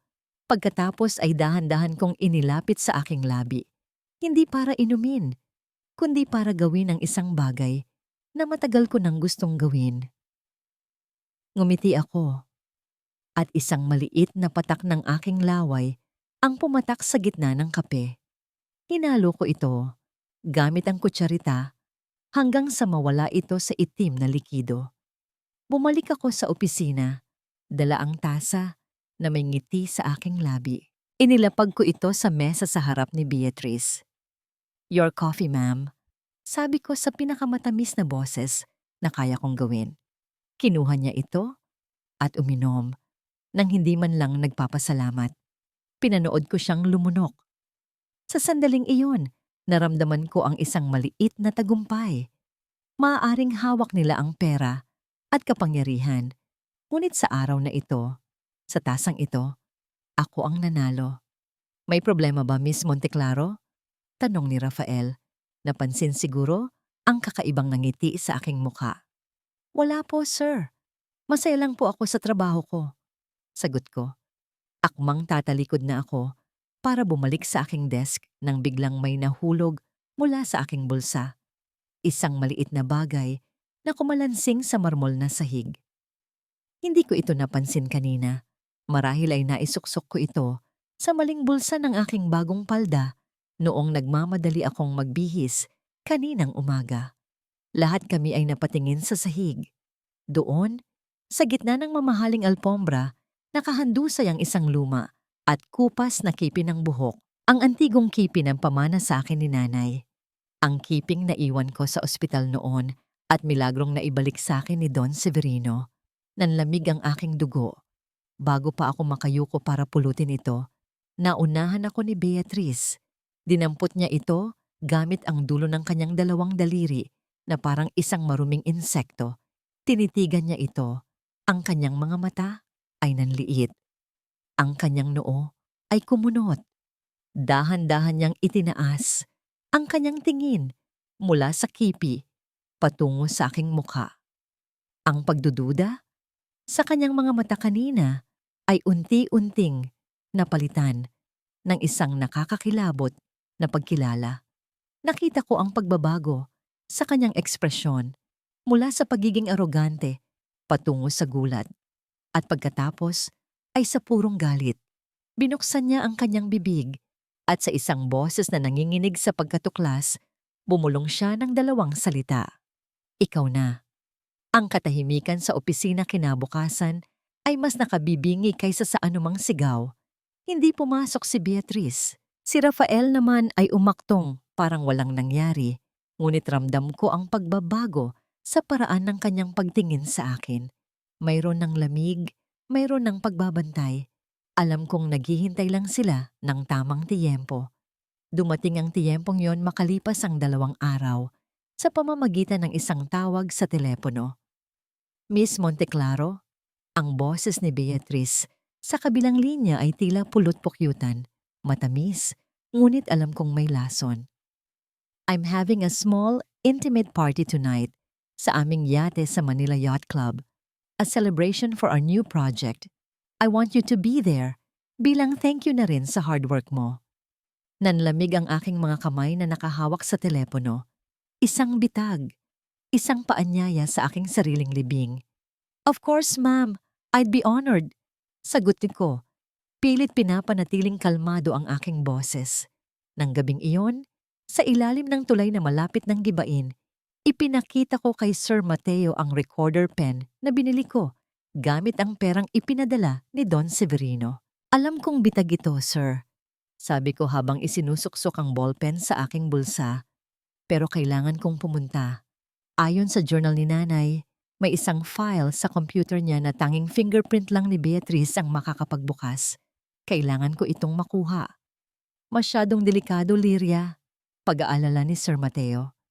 Ang guhit sa pagitan ng kanyang mga kilay ay lumalim. Paano kung saktan ka nila? Kaya ko pong protektahan ang sarili ko. Sagot ko. Bagamat ang totoo ay nanginginig ang aking mga tuhod.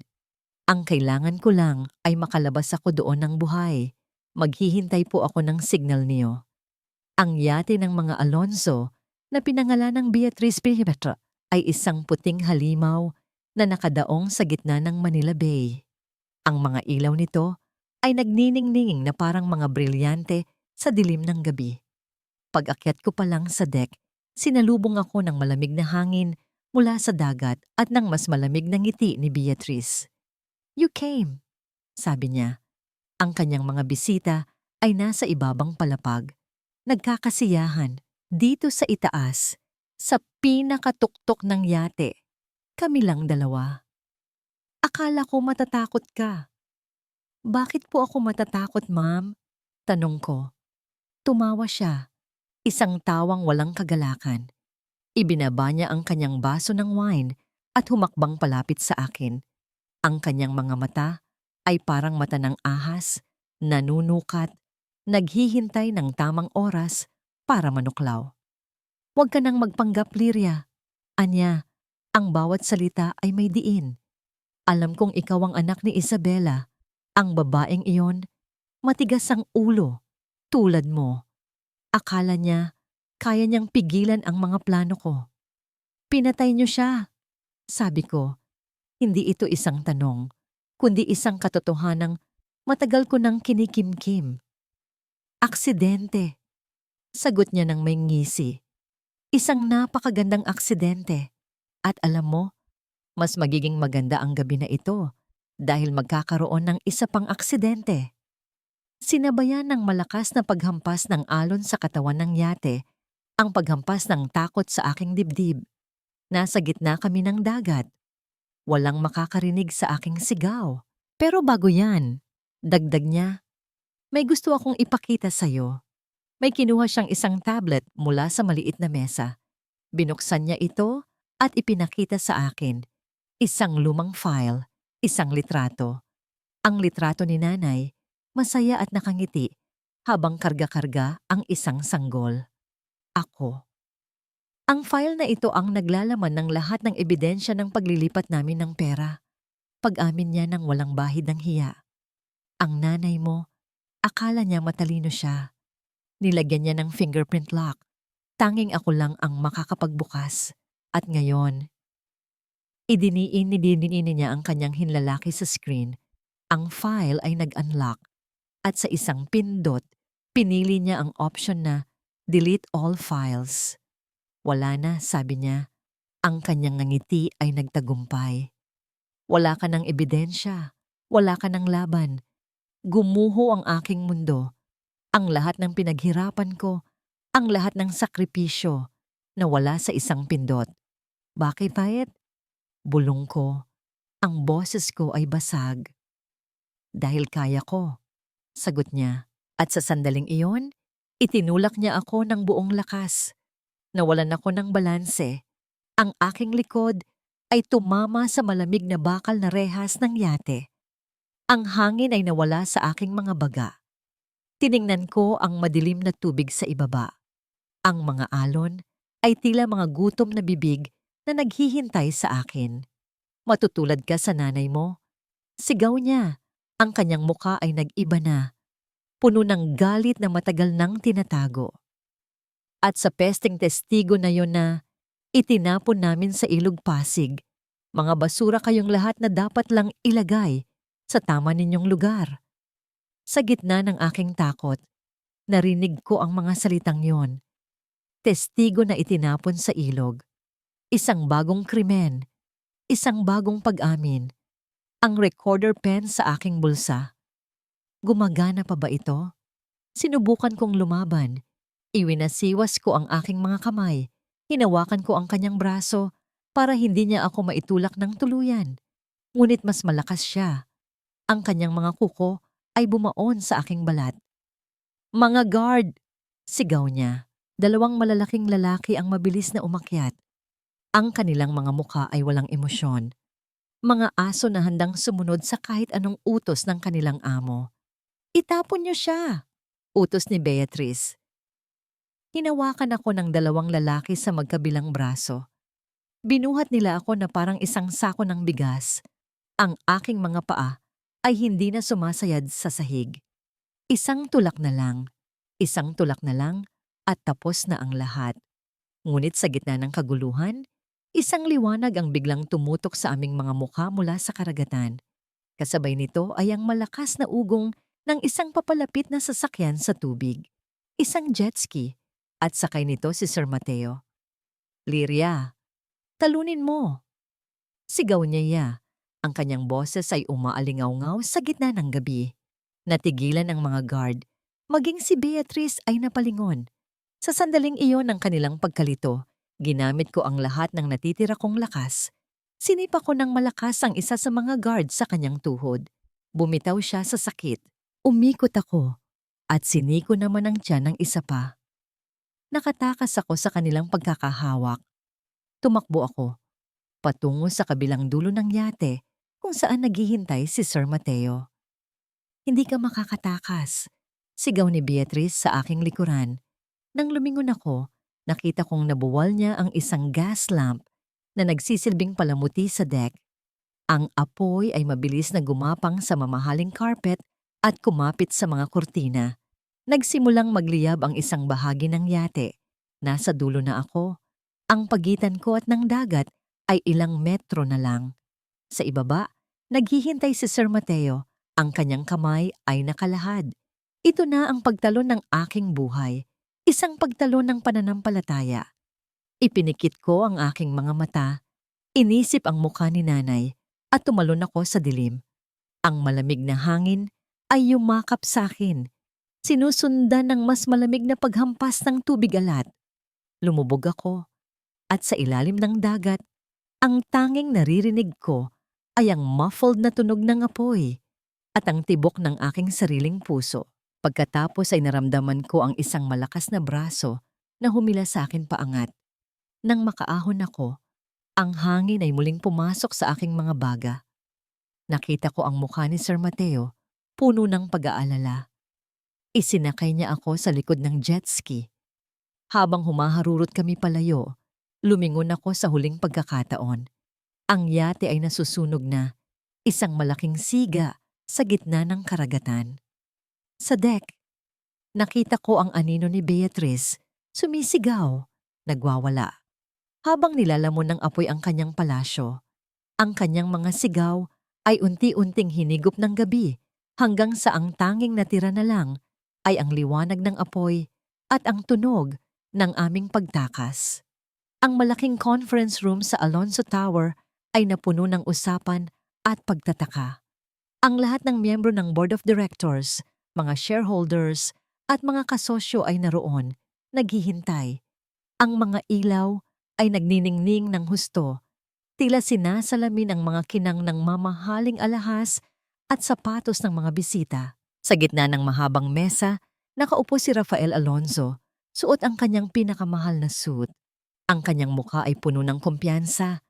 Tila ba hawak niya ang mundo sa kanyang palad. "Ladies and gentlemen," sabi niya, ang boses ay malakas at malinaw, umaalingaw-ngaw sa buong silid. "Salamat sa inyong pagdalo sa napakahalagang pagpupulong na ito. Sa kasamaang palad, ang aking ama, si Don Severino, ay nanatiling may karamdaman at ang aking asawa, si Beatrice, ay kasalukuyang nawawala na tila biktima ng isang trahedya sa dagat. Kaya't bilang nag-iisang tagapagmana at acting CEO, ipinapahayag ko na oras na para tuluyan kong pamunuan Ang Alonso Corporation, isang bulungan ng kumalat sa silid. May mga bumati sa kanya. May mga nagbigay ng simpatya. Nagpatuloy siya sa pagsasalita. Inilalatag ang kanyang mga plano, ang kanyang mga pangako ng kaunlaran. Ang kanyang bawat salita ay tila pagpapako sa aking puso, na tila ba ang lahat ng aming pinaghirapan ay magiging abo na lang. Ngunit hindi ako narito para makinig. Nandito ako para wakasan ang kanyang paghahari. Kasama ko si Sir Mateo sa labas ng pinto. Ang kanyang kamay ay mahigpit na nakahawak sa aking braso, tila nagbibigay ng lakas. Ang aking mga palad ay basa na ng pawis, at ang aking puso ay kumakabog ng napakabilis. Ito na, ang oras ng pagtutuos. Nang matapos si Rafael sa kanyang presentasyon, tumayo siya, ang kanyang nanggiti ay nagtagumpay. Kung walang katanungan, ipinapahayag kong, mayroon po akong katanungan, Mr. Alonso. Ang boses ko ay umalingaw-ngaw sa buong silid, pinutol ang kanyang pagtatapos. Agad na napalingon ang lahat sa akin. Pumasok ako sa conference room, suot ang isang itim na business suit na pinasadya ni Sir Mateo para sa akin. Ang aking buhok ay maiksi at nakapusod. Ang aking tindig ay matatag, at ang aking mga mata ay nakatingin ng diretso kay Rafael. Wala na ang takot. Ang naroon ay apoy ng katarungan. Nanlaki ang mga mata ni Rafael. Ang ngiti sa kanyang labi ay unti-unting nawala. Ang kanyang kulay ay namutla, at ang kanyang panga ay maigting. Hindi niya inasahang makikita ako rito, lalo na sa ganitong paraan. Miss Monteclaro? Tanong niya, at sa boses niya, ramdam ko ang pilit na pagtatago ng gulat. Anong ginagawa mo rito? This is a private board meeting. Mayroon po akong karapatan na dumalo dito, Mr. Alonso. Sagot ko. Hindi ako narito bilang yung dating executive assistant. Narito ako bilang ang kinatawan ng may-ari ng Alonso Corporation. Sa bawat salita, tila may pako na ibinabaon sa kanyang puso. Nagsimula na ang bulungan. Ang mga tao ay nagtataka, nagtatanong.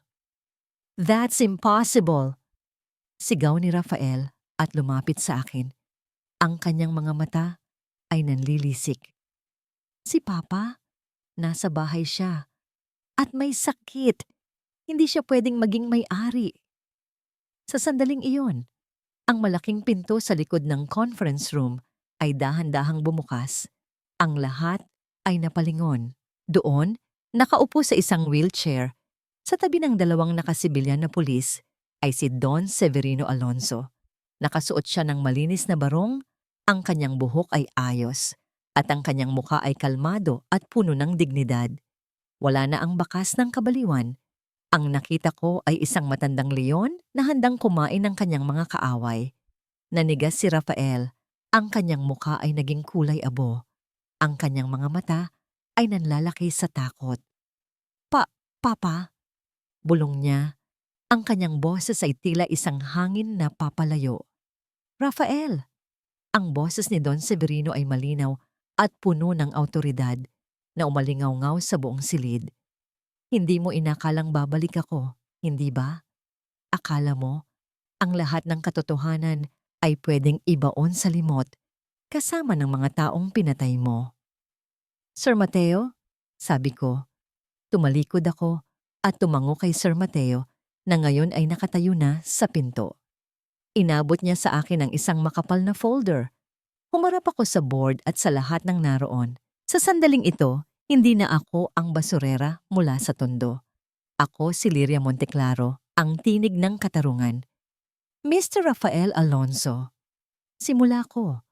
Ang boses ay malinaw at matatag.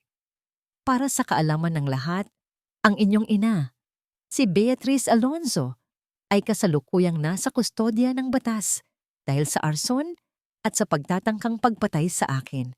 At hindi lang iyon, hawak ko ang lahat ng ebidensya ng inyong pandaraya, paglilipat ng pondo, at ang ilegal na pagkuha ng mga lupain. Ang lahat ng ito ay nakasulat sa mga dokumentong ito. Inilapag ko ang makapal na folder sa ibabaw ng mahabang mesa.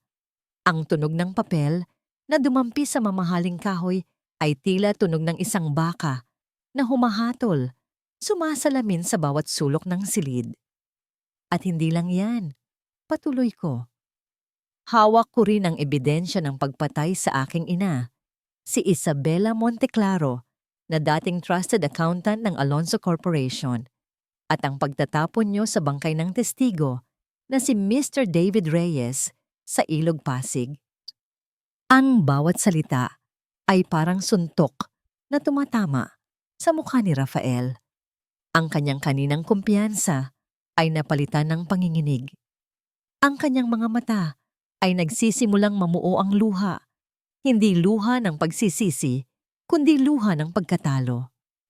Hindi, sigaw niya, pilit na kumakapit sa kanyang huling piraso ng dignidad. Lahat ng yan ay kasinungalingan. Wala kang pruweba. Ang ebidensya ay nasa USB na ito, Mr. Alonso. Sabi ko, itinaas ko ang USB na hawak ko. At bukod doon, mayroon din akong recording ng lahat ng pag-amin ni Beatrice sa yate. Isang kalabog ang gumulantang sa lahat. Ang malaking pinto ng conference room ay biglang binuksan ng marahas. Ang lahat ay napalingon. Doon, nakatayo sa may pintuan, ay si Beatrice Alonso. Ang kanyang mukha ay kalahating paso, ang kanyang buhok ay gusot, at ang kanyang puting gown ay puno ng mantsa ng abo at putik. Ang kanyang mga mata ay nanlilisik sa galit, at sa kanyang nanginginig na kamay, nakahawak siya ng isang baril. May sinunggaling, sigaw niya, ang kanyang boses ay tila isang sirang plaka. Walang hiya kayo. Ako ang matapos dito. Hindi na siya nag-abalang tumingin pa kay Don Severino o Rafael. Dire-diretso ang kanyang tingin sa akin, puno ng pagkamuhi. Mamatay ka, basurera. Sigaw niya at itinaas niya ang baril. Nagsimula ang sigawan. Ang mga tao ay nagtakbuhan, naghahanap ng matataguan. Ang mga pulis ay mabilis na lumapit kay Beatrice, sinusubukang agawin ang baril. Lyria! Duck! Sigaw ni Sir Mateo, ngunit huli na ang lahat. Sa gitna ng kaguluhan, isang malakas na tunog ang pumunit sa hangin. Isang putok. Nabuwal ako, hindi dahil sa bala, kundi dahil sa pagtulak ni Sir Mateo. Ang init ng dugo ay biglang dumampi sa aking pisngi. Nang imulat ko ang aking mga mata, nakita ko ang isang figura na nakahandusay sa marmol na sahig. Ang kanyang puting damit ay unti-unting nilalamon ng pula. Ang kanyang mga mata ay nakadilat, nakatingin sa kisame. Si Sir Mateo, ang putok ng baril ay tila yelo na dumula sa aking ugat, nagpatigil sa lahat ng paggalaw sa silid. Ang aking mga mata ay nakapako kay Sir Mateo, na ngayon ay nakahandusay sa sahig, habang ang pulang kulay ay kumakalat sa kanyang puting barong. Mateo, sigaw ko, at mabilis akong lumuhod sa tabi niya. Hinawakan ko ang kanyang kamay. Ang kanyang mga labi ay namutla, at ang kanyang paghinga ay naging mabigat. Sir, bakit mo ginawa ito? Pilit siyang ngumiti. Isang ngangiting puno ng sakit, ngunit may bahid ng ginhawa. Hindi ko pwedeng hayaan. Nasaktan ka niya, Lyria. Ang mga pulis ay mabilis na kumilos. Agad nilang inagaw ang baril kay Beatrice, na ngayon ay tanging hinahabol na lang ang kanyang hininga. Ang kanyang mga mata ay nanlilisik pa rin sa akin. Ikinulong nila siya sa likod ng pulis, habang ang mga ambulance personnel ay mabilis na dumating para alalayan si Sir Mateo. Mateo, huwag kang bibitaw. Please. Pagmamakaawa ko, habang ang mga luha ay umaagos sa aking mga pisngi. Ang kanyang init ay unti-unting lumalamig sa aking kamay. Lyria? Bulong niya.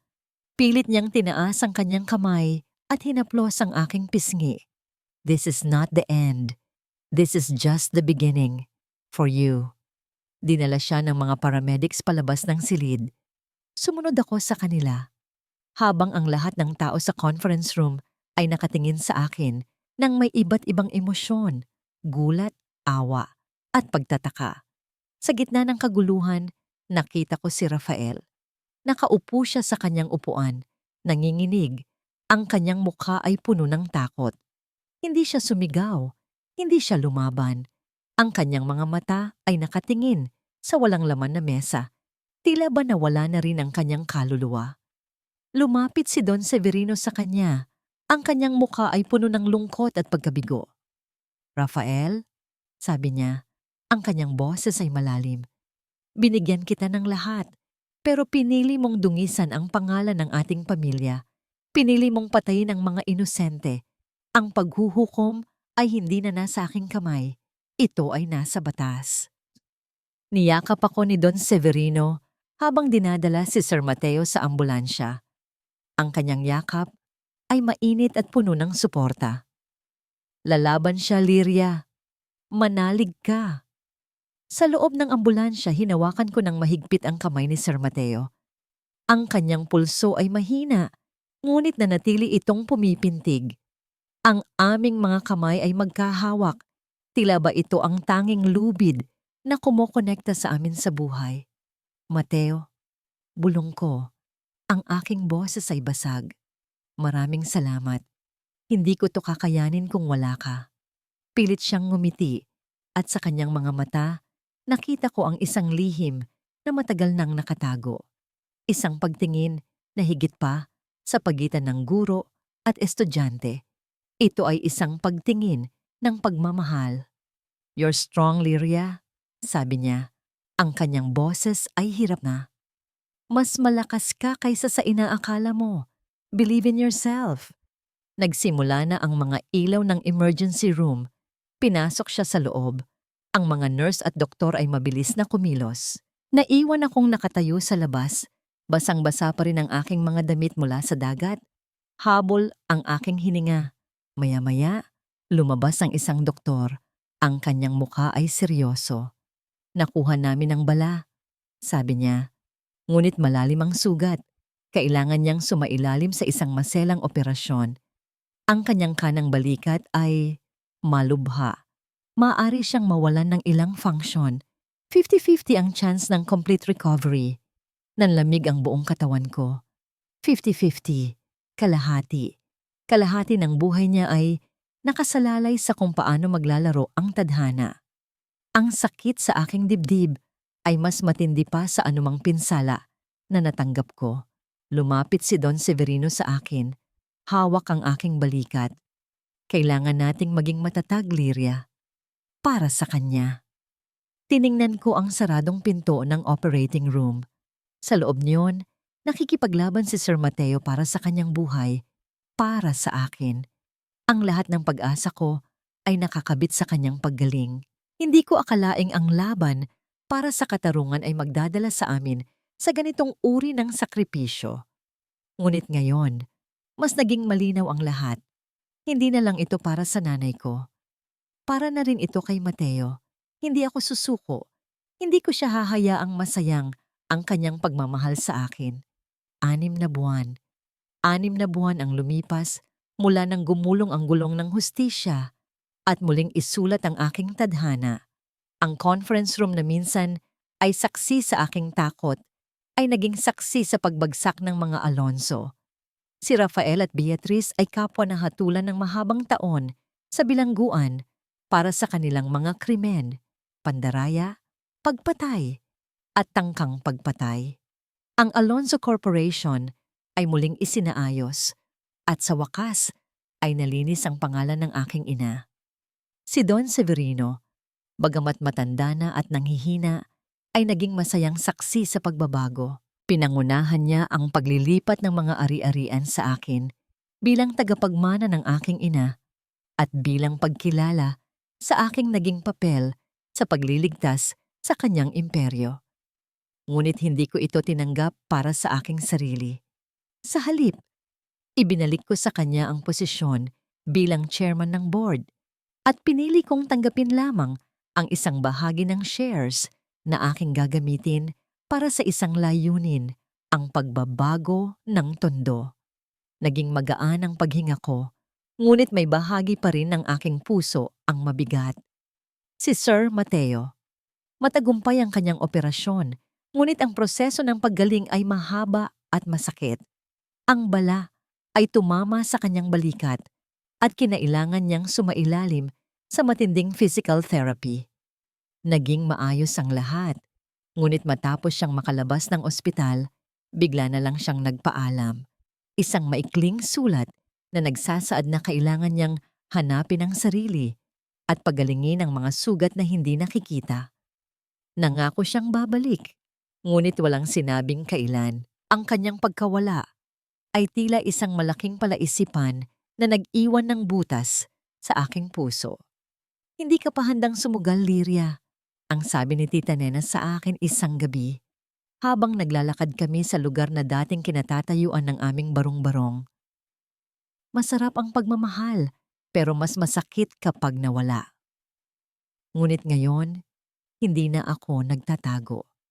Sa lugar na dating puno ng basura, ngayon nakatayo ang Koi Hai Vong Tondo, Tondo Hope Foundation, isang foundation na nagbibigay ng libreng edukasyon sa mga bata at kababaihan, lalo na sa mga ina na gusto pang matuto para sa kanilang pamilya.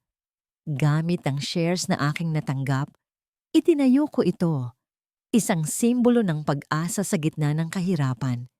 Ang dating basurahan ay naging lugar ng pag-aaral, ng pangarap. Isang hapon, nakatayo ako sa gitna ng aming bagong silid-aralan.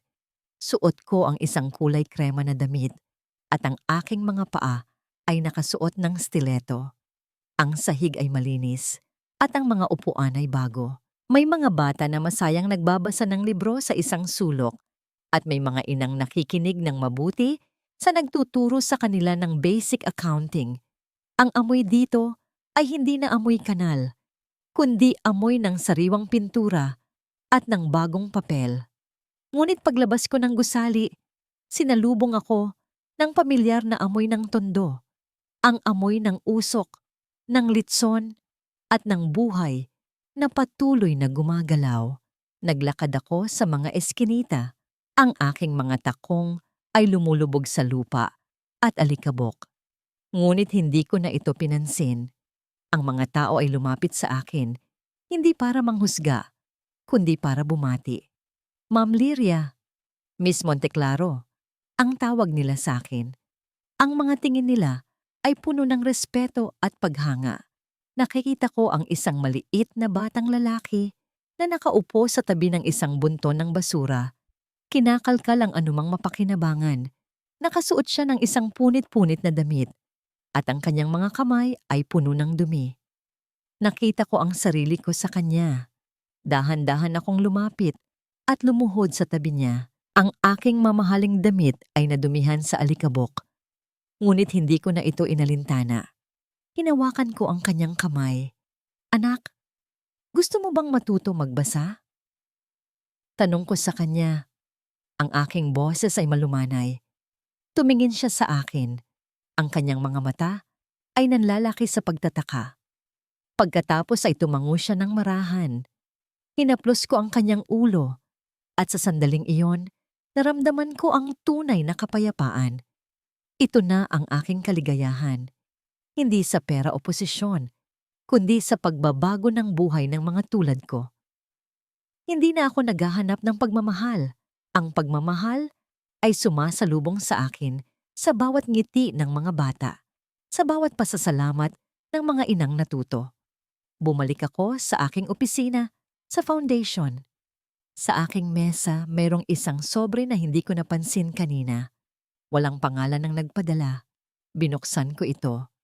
Sa loob ay isang postcard. Isang simpleng postcard na may larawan ng isang maliit na paaralan sa tabi ng isang tahimik na dalampasigan. Ang paaralan ay gawa sa kahoy at ang mga bata ay naglalaro sa buhangin. Sa likod, may nakasulat na isang maikling mensahe sa sulat kamay na pamilyar sa akin. Naaalala mo ba ang sabi ko? Kailangan kong pagalingin ang mga sugat na hindi nakikita. Narito ako. Ginagawa iyon. At ikaw? Handa ka na bang magturo sa akin ng accounting ulit? Kailangan ko ng executive assistant. Sa paaralang ito, Lyria. Sa tabi ng dagat. Walang pangalan. Ngunit alam kung kanino ito galing. Ang nangiti ay unti-unting lumabas sa aking mga labi. Isang nangiti na matagal nang hindi ko naramdaman. Hindi ito ngiti ng kumpiyansa o tagumpay. Ito ay ngiti ng pag-asa. Tiningnan ko ang larawan. Isang paaralan. Isang dalampasigan. At sa dulo ng aking mga pangarap, isang lalaking naghihintay. Hindi na ako nag-aalangan. 5 taon ang lumipas. Ang tondo, na minsan ay sumisigaw sa gutom at pag-asa, ay ngayoy humihinga na ng panibagong buhay. Ang pondo ng pag-asa ondo ay lumago. Naging isang liwanag na tanglaw para sa libu-libong bata at ina. Ang dating lupaing puno ng basura ay naging hardin ng mga pangarap. Si Liria Monteclaro ay hindi na nagtatago. Ang kanyang pangalan ay hindi na binabanggit ng may pandidiri, kundi ng may paggalang. Sa bawat pagbubukas ng isang bagong programa, sa bawat pagtatapos ng isang ina, sa bawat ngiti ng isang bata, nakikita niya ang mukha ni nanay. At sa bawat tagumpay, naramdaman niya ang presensya ni Sir Mateo. Si Don Severino Alonzo ay namayapa ng payapa matapos saksihan ang muling pagbangon ng kanyang pangalan at ang paglago ng Alonzo Corporation sa ilalim ng bagong pamunuan na kanyang pinili. Sa kanyang huling hininga, hinawakan niya ang kamay ni Liria. Ang kanyang mga mata ay puno ng pasasalamat. Si Tita Nena naman, malakas na ngayon at malusog, ay naging masugid na taga-suporta ng foundation. Ang kanyang pagtawa ay umaalingaw-ngaw sa mga silid-aralan, isang paalala na ang buhay ay patuloy na gumagalaw. Si Rafael Alonzo ay nanatili sa bilangguan. Ang kanyang kayamanan ay kinuha upang magbayad sa mga kasalanan ng kanyang pamilya. Si Beatrice, sa kabilang banda, ay nakulong din. Ngunit ang kanyang pag-iisip ay tuluyan ng nabaluktot. Minsan, may nagbalita na patuloy pa rin daw siyang naglalagay ng disinfectant sa kanyang mga kamay, nakikipag-usap sa mga imahinasyon na nakakakita daw siya ng dumi sa lahat ng bagay. Ang kasamaan ay tila isang nakakahawang sakit na sumisira, hindi lamang sa iba, kundi pati na rin sa sarili. Sa loob ng 5 taon na yon, tinanong ko ang aking sarili ng paulit-ulit. Tatu chua, binin chua. Nagmahal ako muli, hindi ng isang tao, kundi ng isang layunin. Nahanap ko ang kapayapaan sa pagtulong sa iba, sa pagbibigay ng boses sa mga taong walang boses. Ang aking bahay ay hindi na isang barong-barong, kundi isang tahimik na apartment na may malawak na bintana, kung saan tanaw ang liwanag ng Maynila. Ang amoy ng aking tahanan ay amoy ng sariwang kape at ng bagong hugas na damit. Isang matamis na pahinga mula sa nakaraang puno ng amoy basura. Ngunit ang puso ng tao ay may sariling tinig. Isang tinig na hindi kayang patahimikin ng kapayapaan o ng tagumpay. Kinuha ko ang postcard mula sa aking drawer. Ang larawan ng paaralan sa tabi ng dagat ay kumupas na. Ngunit ang mga salita ni Mateo ay sariwa pa rin sa aking isipan. Kailangan ko ng executive assistant. Sa paaralang ito, Liria. Sa tabi ng dagat. Hindi ko siya sinundan dahil sa paghahanap ng pagmamahal. Sinundan ko siya dahil ang aming mga puso ay may parehong tugtog. Pareho kaming may layuning hindi nakasentro sa aming sarili, kundi sa pagbibigay ng liwanag sa iba. Hindi ko siya hinabol upang buuin ang aking sarili dahil buo na ako. Hinabol ko siya upang ibahagi ang kabuuan na yon. Ang biyahe patungo sa probinsya ay mahaba. Bawat kilometro ay tila paglalakbay sa nakaraan at hinaharap. Nang makarating ako sa maliit na bayan, sinalubong ako ng sariwang hangin mula sa dagat at ng amoy ng asin. Sa dulo ng kalsada, nakita ko ang paaralang nasa postcard. Simple lang ito, gawa sa kahoy at puno ng tawanan ng mga bata. Lumabas ako ng taxi. Nakita ko siya. Nakatayo si Mateo sa tabi ng isang puno ng niyog, nakatingin sa dagat. Ang kanyang balikat, bagamat may peklat, ay tuwid na. Ang kanyang buhok ay mahaba na ulit, at ang kanyang muka ay puno ng kapayapaan Dahan-dahan akong lumapit. Hindi ko siya tinawag. Hinayaan ko ang mga yapak ko na magdala sa akin palapit. Naramdaman niya ang aking presensya. Lumingon siya. At nang magtama ang aming mga mata, walang sigawan, walang luha ng drama. Isang ngiti ang sumilay sa kanyang labi, isang ngiting puno ng pag-unawa. "Dumating ka," sabi niya. Ang kanyang boses ay malumanay, tila alon na humahaplos sa dalampasigan. "Pinapunta mo ako," sagot ko. Lumapit siya sa akin at sa unang pagkakataon, sa loob ng 5 taon, naramdaman ko ang init ng kanyang yakap. Hindi ito yakap na puno ng pagnanasa, kundi yakap na puno ng paggalang at pagmamahal. Isang yakap na nagsasabing, "Narito na ako, narito tayo." Sa maliit na paaralan na yon, sa tabi ng dagat, nahanap ko ang aking tahanan. Hindi ito isang mansyon, hindi ito isang tower na nakatayo sa gitna ng syudad. Ito ay isang lugar kung saan ang mga bata ay natututo, kung saan ang mga ina ay nagkakaroon ng pag-asa, at kung saan ang aking puso ay naging payapa. Sa isang sulok ng aking silid sa paaralan, ipinaskil ko ang larawan ni nanay. Sa tabi nito, inilagay ko ang lumang kipi ng buhok, ang simbolo ng aking nakaraan, at sa ilalim ng mga ito, nakasabit ang isang diploma. Ang diploma na minsan kong pinangarap, ngunit ngayon ay hindi na tanging nagpapahalaga sa akin. Ang totoong halaga ng tao ay hindi nasusukat sa ginto o sa titulo. Nasusukat ito sa tibay ng iyong kalooban, sa kabutihan ng iyong puso, at sa pag-asa na kaya mong ibigay sa iba. Ako si Lyria, at sa wakas, natagpuan ko ang aking paraiso. Isang paraiso na hindi binili ng pera, kundi binuo ng pagmamahal, katarungan, at pagpapatawad.